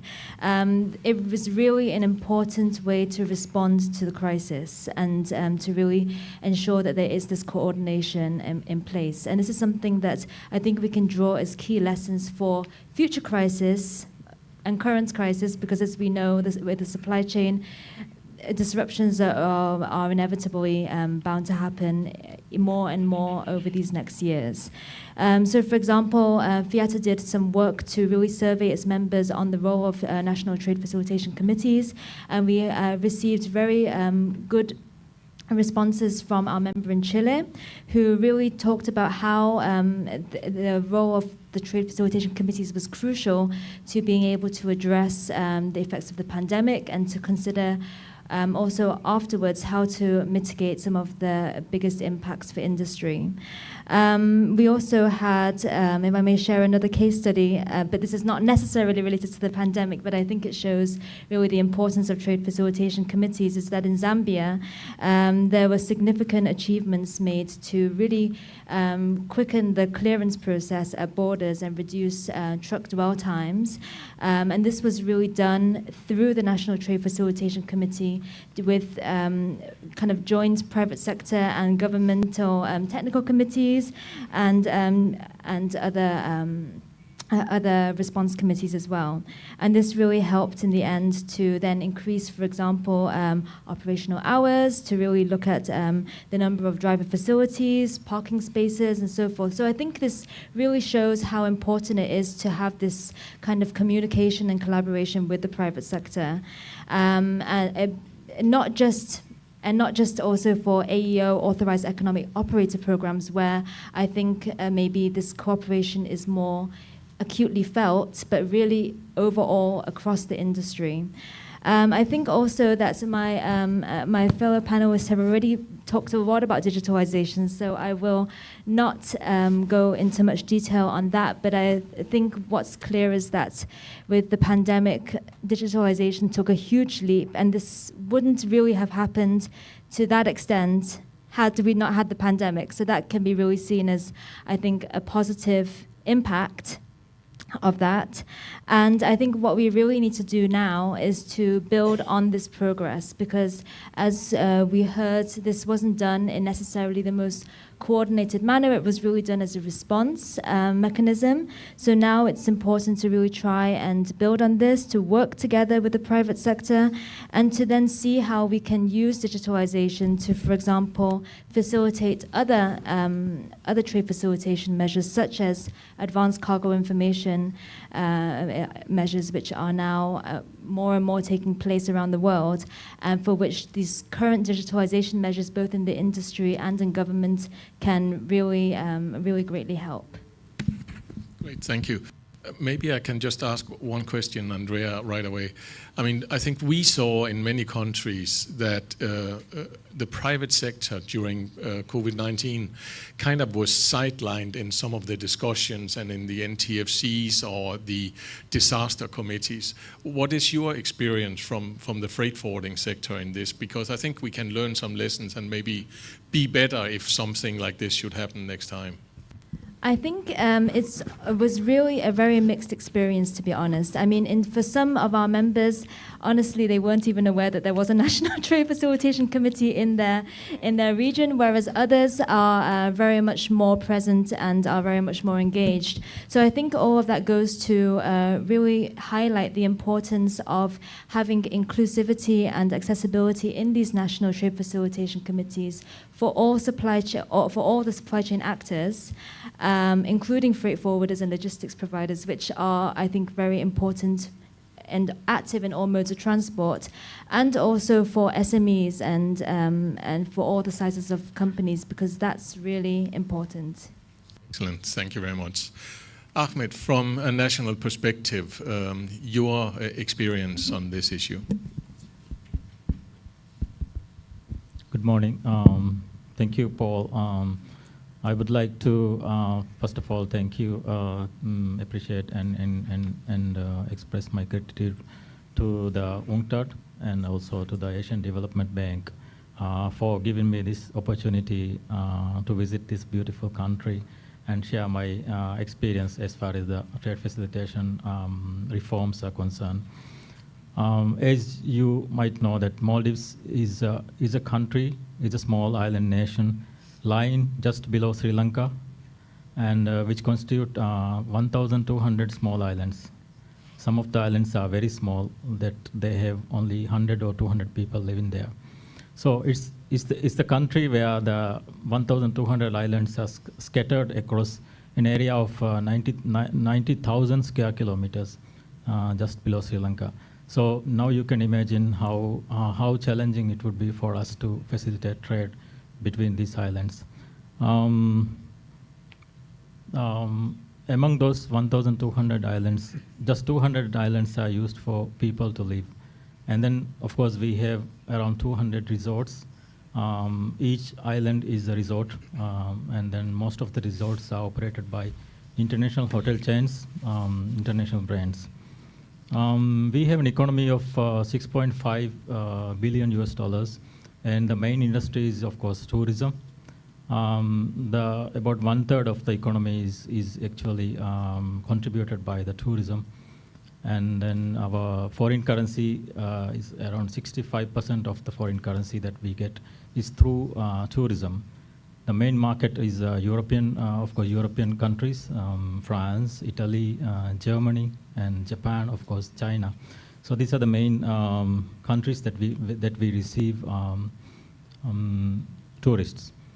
As far as the challenges, I think it's quite similar, that we have the similar challenges the all other island nations have. But as my fellow panelist mentioned, COVID had a good side of that also. I think as far as the reforms are concerned, in my country, it's of course the automation. We don't have space to increase our port facilities. It's very limited. So we opt for automation. As customs were leading this effort of automating our process in Maldives. We are also using Asikoda World. In 2017, we moved to the Asikoda World, and then from 2018, all our export-import declarations and documents are processed online. And all the supporting documents are also processed online. And during the time of COVID, when importers and exporters don't want to come to customs, so we had to talk with the banks and introduce online payment. Now all the payments are done online, and also, in order for us to move to automation, my country is, I would say, quite advanced in terms of technology, in terms of internet. The internet usage in my country is almost 100%. Everybody uses internet. Either it's mobile internet or broadband or whatever they use. And then the mobile connection, number of mobile connection is twice the population. So, from the public, from the people, from the private sector, there's always push for us to move to the digital platforms and automation. So that led actually move customs also to online, and also the other government agencies also. Because the private sector is having very advanced online mechanisms to run their business. So we have to go with them. Because of the automation and digitalization, we were able to achieve a very good progress in terms of UN Global Survey. I would say in 2017, when the survey was done, it was 44%, and then we were able to move to 67% in 2021 in 2 years. I would say it's a good advancement in terms of reforms. And as far as the trade facilitation, WTO TFA is concerned, we ratified the agreement in 2019. That time it was just around 30% compliant. But within the last 5 years, we managed to reach to 64.7%. So I would say that's mostly of the automation and advancement in the information technology. That's I would want to share here. Thank you. Thank you very much, and congratulations on these achievements. I think you raised a very interesting point, namely, due to the nature of a small island, you have some infrastructure limitations in the ports, and due to this, you have to perform even better in order to get trade moving. So I think this is, for this forum in this region, certainly a very good point to draw out. So thank you for raising this. With a view not to have us talk all the time, I mean, maybe we break this and see if there are any comments or questions already from this first round of questions and answers. If anybody have any comments already, we can take those, a couple of questions or comments. Don't hesitate. So we have one gentleman here. Please mention your name, country, organization. And yeah, stand up so we can catch you on camera. You are live. Ooh, my intervention becomes more and more complicated. Exactly. With these last words. Okay, my name is Jean-Cédric Meus. I represent the humanitarian sector, which a little bit disagree with all what you said on how beautiful it is to work through COVID. So I'm the chief of UNICEF for everything that is global transport. Have moved more than millions of supplies of PPE, vaccines, more than 3 billion doses of vaccines during the COVID, and I have outstanding invoices to pay to the freight forwarders. Outstanding invoices to pay to port authorities. Why? Is because you consider us as the commercial system. We, humanitarian relief organization, are donating our goods to the beneficiaries. Still, you impose us to pay duties. You impose us to ask you to beg you to help your population. Mr. Bang, I have an outstanding invoice of $10 million with your customs. And in your port, you have more than 500 containers of PPE that you don't want to accept. So I'm just challenging you here, and I'm listening to the audience. That is my third session today. We're saying that everything is fine. What I'm trying to represent as global transport chief, I'm representing 23 UN agencies. I'm managing basically the 3PL freight forward agreement for the United Nations. What I would like is that trade is amazing, but humanitarian relief, we are exempt of duties. Our goods are donations. Our goods are free healthcare systems. Why do you ban us to help your population? Why do you put boundaries? Why do you make it difficult to help? 2 months ago, I was advising the UN Special Envoy for Gaza as supply chain advisor. I spent 2 months in Amman, Egypt, Israel, Cyprus, begging to help the population, begging to have supplies getting into Gaza. It doesn't work. So I just want to bring a little bit of more reality, trade versus humanitarian.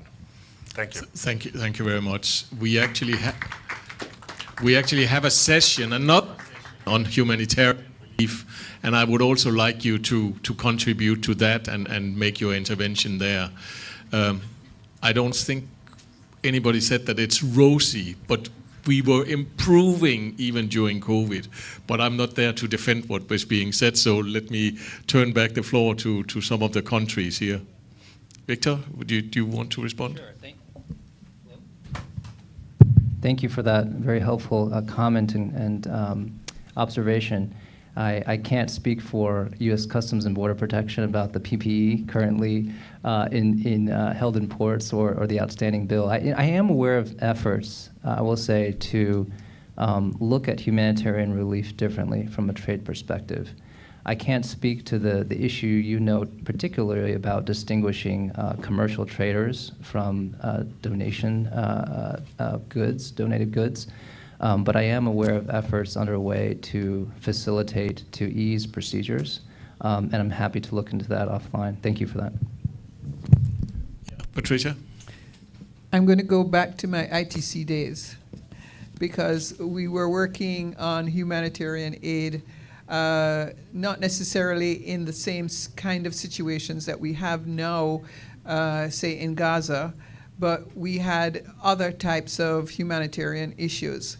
And it can also, in addition to what you're talking about, can also be trade distorting, which is what we found like in the food programs. Coming into countries with huge amounts of food, which then displaces the local business community because this is now goods coming in that they would normally be selling. And so what we agreed, I think, and is being implemented to a large extent now, is actual cash transfers as opposed to, actually physically bringing the food in, because that way your food distribution system does not get completely disrupted. And I think that when one is looking at the picture, you need to look at the full picture, and to ensure that in your zeal to help, that you're not also causing other problems. So, this is a 360-degree view, and I'm right with you because we were out there talking to governments about, healthcare, the cost of healthcare, because they have this huge cost related to the duties on vaccines that are coming in. And the consequence of that is that the cost of the vaccine to the consumer is can be better to reduce or remove the tariff and allow the goods in free so that it can be distributed, and then you don't have the hospitalization of the people to worry about down the line. So I think governments need to look at this thing from a very holistic point of view and to come up with what is the right way, which is not going to be distorting, but is also going to deliver at the end of the day the result that you're trying to accomplish. And there isn't total agreement on this. But I support this whole issue of why are we charging duties on vaccines. Makes no sense to me whatsoever. That is probably an issue we can't solve right here, right now, but thank you for bringing up the issue. Please continue in the humanitarian session later on today. But it just shows the complexity of many of the issues, right? And it also shows that there is definitely a role for national trade facilitation committees, because you have all of these agencies sitting around the table, and the coordination on these issues is so important also for these kind of issues, also for these kind of imports and exports. So thank you for bringing it up, and we will continue that discussion. That was quite a mouthful, so I think we will go to the next round of questions, if you don't mind, and then we come back to you if we have more time. So, Patricia, in your first intervention, you highlighted some of the most important TF reforms. What aspects of those reforms have been the most difficult to implement, and could you enlighten us why this has been the case? Well, now I'm going to sound more like my colleague because I think this is probably one of the most difficult things to implement, because very few people have the helicopter view of what trade facilitation is about. Depending on where they sit, they see their particular piece of it, and they don't see the holistic picture and what the impact of the holistic picture could be. So this is the first thing, the visioning. There is very little vision, and there is, I've said to some of the to the WTO in particular, that the key selling proposition of the TF has not really clearly been defined in a way which inspires people to implement. So, I had one minister saying to me that what this means, what you want to do is just open the gate, let everything through, and we're going to be contaminated with all kinds of diseases because we are facilitating all these goods coming in. So far from what the TF is trying to accomplish. But this is the kind of vision that people have, that it is going to remove their ability to be able to manage the flow of goods in and out of a country, forgetting that there is usually a licensing and permitting process at the beginning of the process where you have the ability to say this good can come in or not. So it is the communication, the understanding across ministries is, I think, one of the most difficult things that we have to undertake. The real misunderstanding of risk management. When you talk about implementing risk management, in most people's mind, I now have 100% inspection. Therefore, I am managing the risk. But does opening the container, taking out 10 or 15 boxes, does that actually give you any risk management whatsoever? And in my mind, it does not. And that's what 100% inspection means, because you don't have the man-made equipment beside the scanning, which is going to allow you don't have the human resources to really go through the whole thing. So you're just skimming the top. You're not using any intelligence. You're not using the ability of gaining data to really manage the risk. So there's a total misunderstanding of what risk management is about. And then, of course, that is underpinned by endemic corruption. Because there is, let us be straightforward. There is always corruption in the process. And that is on two sides of the table. That's on government side, and that's also on private sector side. So you have the private sector individual with his counterpart in government facilitating the corruption. And by introducing these arm's length processes, you interrupt the ability to have the level of corruption which we currently have. So this is also one of the things that's standing in the way of agencies implementing. And of course, there is a lack of trust.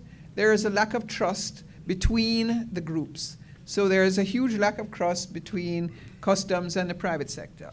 There is a huge lack of trust between the veterinary division, the plant quarantine people, so forth and so on, Ministry of Health, with the private sector. So how do you bridge those gaps and get people on board, seeing that this whole process will actually bring you closer together, bring information closer together? And I think the whole business, in addition to all of this, the expansion of e-commerce has created a new huge opportunity, but at the same time, major risk with respect to illicit trade.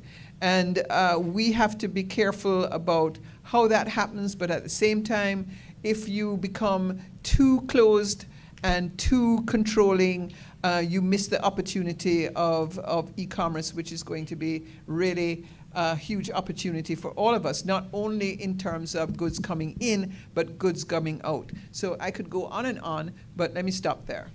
Thank you very much. I'm sure you could go on and on. But these were very good and illustrative examples, I think, and the e-commerce issue, of course, is extremely important and I would not say a huge headache, but a huge challenge for many compliance authority. But I think this issue about compliance is so important that everybody understands what good trade facilitation can do. It can actually enhance compliance. And I think this is important to spread that word and get everybody to understand that. Ahmed, you mentioned a number of trade facilitation reform that you have done in the Maldives. In your view, what are the main reasons behind the successful implementation on these reforms, and what are the plans in the future for continuing this work? Thank you. I think one of the reasons is political will. We had a very strong political will in terms of from the president level and also from the Ministry of Economic Development, who actually leads the effort of trade facilitation reforms. We had that political will, but I think like in some other countries also, customs actually was leading this effort with the Ministry of Economic Development, and then we had that will to move forward. And other than that, I would like to highlight here that some of the development partners are very strong, like UNCTAD, like the HMRC, and also the Asian Development Bank has been very helpful in reforming our process and procedures. ADB actually assisted us in reforming the risk management system and come up with a holistic risk management system in the Maldives. And also the post-clearance audit mechanism was established with assistance from the ADB, and also some of the other areas such as the valuation, such as TRS, time release study. All these are actually implemented with assistance from the international development partners such as ADB. Over the last 2 years, we had a very interesting work with the UNCTAD empowerment program. We had a workshop on the roadmap.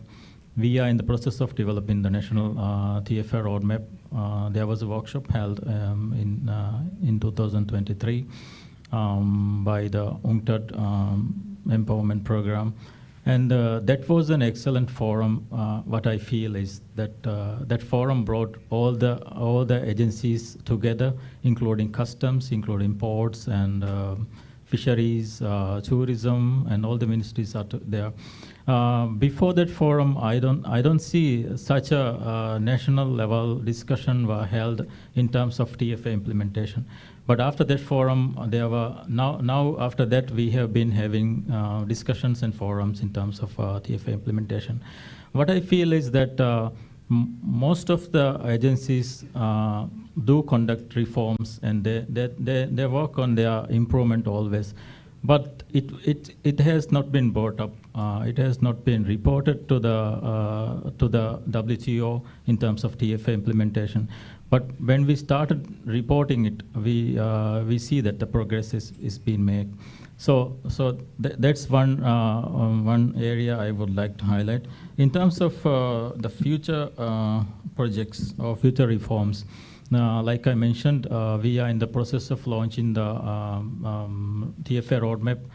We expect in October we will have a validation workshop of the draft, and then we'll be able to launch it in October. And then the roadmap will have 6 broad goals and then 116 activities for us to achieve over the last 5 years period. And then Maldives is in the process of establishing the national single window with the assistance of Asian Development Bank. We are in the process of running the first phase of the single window. We expect the first phase to be completed and live in July this year. That's a very good achievement in terms of reforms. Our first authorized economic operator will be licensed next month. So that's as far as the AEO implementation is concerned. And in my previous remark, I mentioned that we have a very limited space in terms of port enhancement or port space increase. But this year in January, we opened the new air cargo terminal, air cargo space, which was actually 3 times the old facility. So now we can process 120,000 tons a year, which is a significant improvement in terms of air cargo processing is concerned. And now we are running a program with the Asian Development Bank in terms of obtaining further assistance on risk management and single window implementation. Thank you. Great, thank you very much. Political will, I think that is a key issue in order to drive all of these issues that we are talking about, right? So thank you for bringing that up as well, and having a plan to how to go ahead and get all of the agencies involved, as you said, actively involved, and understanding what you're doing is another key element. Thank you very much. Andrea, you represent the freight forwarders, who are key players in the global supply chain for sure, and are dealing with red tape and border issues every day. Based on that knowledge, what tangible measures implemented by governments would have the greatest practical impact in terms of trade facilitation for your members? So I think that I can really write quite a long list, but I know I only have 5 minutes. So I think I would just like to stress very much the importance of collaboration in order to be able to achieve some of these tangible measures. Because as we've seen with all of these disruptions that have been going on, no agency, no country can really operate in a silo. It's important that we really work together. And so I think here it's very important that governments and private sector are really be able to harness ways to really have this collaboration, for example, with the National Trade Facilitation Committees, to really work to ensure that this collaboration is meaningful, and to be able to, for example, accelerate and strengthen AEO programs, because this is something that is a very important way to work together and to be able to ensure that both parties are prepared in the context of disruption. In terms of government agencies, I think this is something that's also very crucial to have cooperation between these agencies. We've seen from our members that, for example, when we're looking at, assessing implementation of AEO programs or other trade facilitation measures, we always ask them, what do you see as being most useful to you? And one thing that comes out time and time again is that there's very often the problem that actually some of these trade facilitation measures have been implemented, but the problem is in some cases that amongst the different government agencies that are required to process and clear the goods, not all of them might have the same knowledge of this trade facilitation measure, or not all of them might have coordinated amongst themselves to actually be able to think about how they can work together to implement this measure. And so, for example, if I take AEO again as an example, because we've recently been looking at that quite a lot, on one hand, you might have one agency that knows that this company is AEO, but then another agency has no idea what this status actually really entails or really means. So to really drive this kind of meaningful trade facilitation reform, I think it's really important that we have this cooperation. And also, I think that here, just going to then the cooperation at the regional level, at the international level, this is also something very important. I mean, also if we take the small island state context as well, I think here it's actually, there are actually a lot of opportunities when there is this kind of cooperation with others in the region.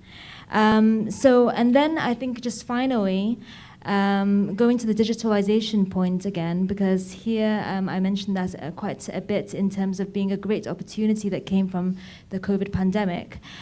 But what we need to ensure is that this is really done in a way that actually makes sense from all aspects, because, for example, now we receive feedback from our members that, whilst it's great that we have many digitalization measures in place, sometimes these are not really thought through to be fully digital. So, for example, there might still be the need for manual stamps, which then kind of makes the digitalization measure maybe a little bit less optimal. Or there might be instances where actually paper processes are still required in parallel to the digital process. So how can we really ensure that when we implement these trade facilitation measures that they are done really in the most impactful way?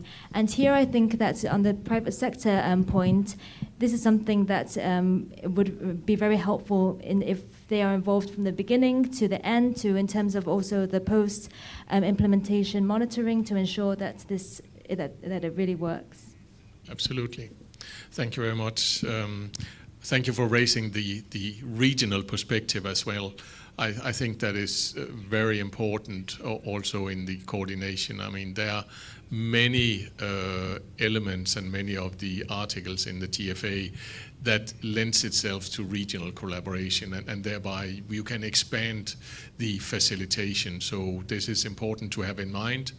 So regional trade facilitation committees, therefore, are also very important. And Michelle, who moderated session 2, works in this region very much in the CARICOM Regional Trade Facilitation Committee. And we have seen that there is progress for the region and for individual countries by doing such an integration. So thank you for raising that as well. And then also this issue, I mean, the private sector, somebody said it in session 2, the private sector is not one entity. There are many different points of view as there is amongst government agencies. So I think for national committees, it's important to have all of these views represented in order to have the best possible implementation. Victor, we come back to you. Could you further elaborate on the efforts that the US government is pursuing to increase the resilience in supply chains, especially as regards to the role of developing countries? Some examples involving countries maybe in Latin America or the Caribbean where we are, such as, I believe, the America's Partnership for Economic Prosperity. Thank you, Paul. I'd be happy to discuss supply chain resilience. I think I first want to preface my response with 2 more conceptual points. One is, what does supply chain resilience mean for USTR in the US? And then secondly, how does this conversation we've had around trade facilitation fit into our thinking on resilience before I turn to the question on what we're doing, especially working with developing countries. So what does supply chain resilience mean? For the US, we think about supply chain resilience as actually a framework for understanding a broader shift in US trade policy more generally. So we're moving away from a focus on short-term cost efficiency, on tariff liberalization, and toward resilience, toward thinking about where are goods coming from, how are they made, who's making them. This is actually echoed, I think, by Prime Minister Motley's intervention yesterday, right? This shift from efficiency focus to resilience, and we're seeing that very much play out in the US. But then what does resilience mean? It encompasses for us transparency, diversity, security, and sustainability of supply chain. So yesterday, I think Secretary General Greenspan mentioned sustainability and resilience as kind of distinct parallel concepts. But for the US, sustainability is really part and parcel of resilience. The idea is that if we want durable supply chains, we want those supply chains to reflect our values as a society, especially around issues like labor standards and environment. So that's why sustainability for us really feeds into resilience of supply chains. So that's a bit about what resilience means. How does trade facilitation then fit into resilience? You can think about trade facilitation as fundamentally about mitigating or minimizing the obstacles, choke points, right, bottlenecks in supply chains, but really from a customs and sort of trade agency standpoint, right, facilitating those procedures. And supply chain resilience is also concerned about choke points and bottlenecks and risk, but from a different and perhaps a more broader standpoint. So we're asking questions like, how is there excessive potential risk or concentration in supply chains? We're looking at the structure of supply chains, not across our economy, of course, but looking at potentially more strategic sectors and doing that more granular thinking. So there's certainly a conceptual overlap with trade facilitation, but it's a slightly different frame, and I want to emphasize that so you understand how we're thinking about supply chain resilience. Now turning to the question, what we're doing, and especially working with developing countries. I want to start with invoking some of the words of the U.S. Trade Representative, Ambassador Catherine Tai. She has spoken specifically about this topic, engaging with our developing country partners when it comes to supply chain resilience. And her main vision is that we need to move away from a colonial mindset. She has used those words. We need to move away from a colonial mindset, a model of extraction, right, and toward a model of co-ownership. So the vision is that we would co-own parts of supply chains, look for win-win opportunities, rather than going for a more extractive relationship and model, that we really want to rethink our trade relationship when it comes to building supply chains. So what does that mean in practice? I want to give actually one example from our work in the region, not around APEP, but actually an existing framework, the Central America and Dominican Republic Free Trade Agreement, CAFTA-DR. It's an example of what we're doing specifically in this region and in a sector that is quite important to the U.S. and also to the region, textiles and apparel. So just two example initiatives. First, we are building a textiles and apparel supply chain directory. So we're working with our partners in the region, with the support actually of the Inter-American Development Bank, to build out a directory of traders in the region. Again, the idea is to localize value added in the supply chains in this region, working with our like-minded trading partners and allies here. The second example is a trade capacity building effort specifically for secure textiles and apparel supply chains. So the way we're starting this is by working with U.S. Customs and Border Protection and our regional partners to raise awareness and build capacity specifically around AEO implementation. This was mentioned in a few interventions earlier.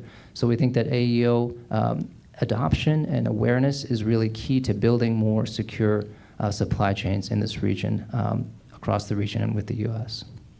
Lastly, but not leastly, we're in the middle of a public comment process on supply chain resilience that USTR is leading. So if you want to weigh in, anyone here, whether you're government or representing stakeholders, private, public sector, we welcome your input. We actually have an open docket. If you go to ustr.gov under trade topics and look at supply chain resilience under that, you'll actually see all the information there, a link to our public docket, instructions for how to submit a comment. But we're calling for public input on what supply chain resilience should mean and how we can better pursue it as the U.S. from a trade and investment policy standpoint. I want to acknowledge also Costa Rica. We received a few days ago a comment from Costa Rica, and we are, again, accepting comments through June 4th. These are post-hearing comments, so technically you should respond to hearing testimony, but if you didn't listen to the hearings, that's okay. We actually just posted yesterday a transcript of a hearing we held earlier this month in Washington, and we'll be posting additional transcripts in the coming days. So welcome your ideas and best thinking on this topic. It's certainly an emerging and important area for the U.S. and for USTR in particular. Thank you very much, Victor. And that actually finishes or ends the circle. You started by saying cooperate and communicate. And I think that's what you just called for in the process that you are in. I very much like what you said, co-ownership. I mean, what we are doing in trade facilitation is co-ownership. Everybody has a stake, but it's also about co-responsibility. Everybody has a responsibility to chip in order to make this system work well. And I think one of the conclusions of this is that, yes, on this session theme, on the role and response of national trade facilitation committees, there is a lot committees can do. There is a lot that they have to do. One of these issues that we have seen is digitalization. And there are issues on which we have to do much more, as the UNICEF representative just mentioned. I have already eaten into your lunch break with 4 minutes and 42 seconds. But I don't know if we have one question maybe that that is burning so much that it cannot wait until after the lunch break. Anybody? Or you are so hungry that you have to get out to the food truck and spend your hard-earned dollars. If that's the case, then I would like all of you to give an applause to the panel here. Thank you very much for these insights. We are back in this room at 2 o'clock and continue the interesting conversations. So I hope that you will be back or be in one of the other sessions. Enjoy your lunch.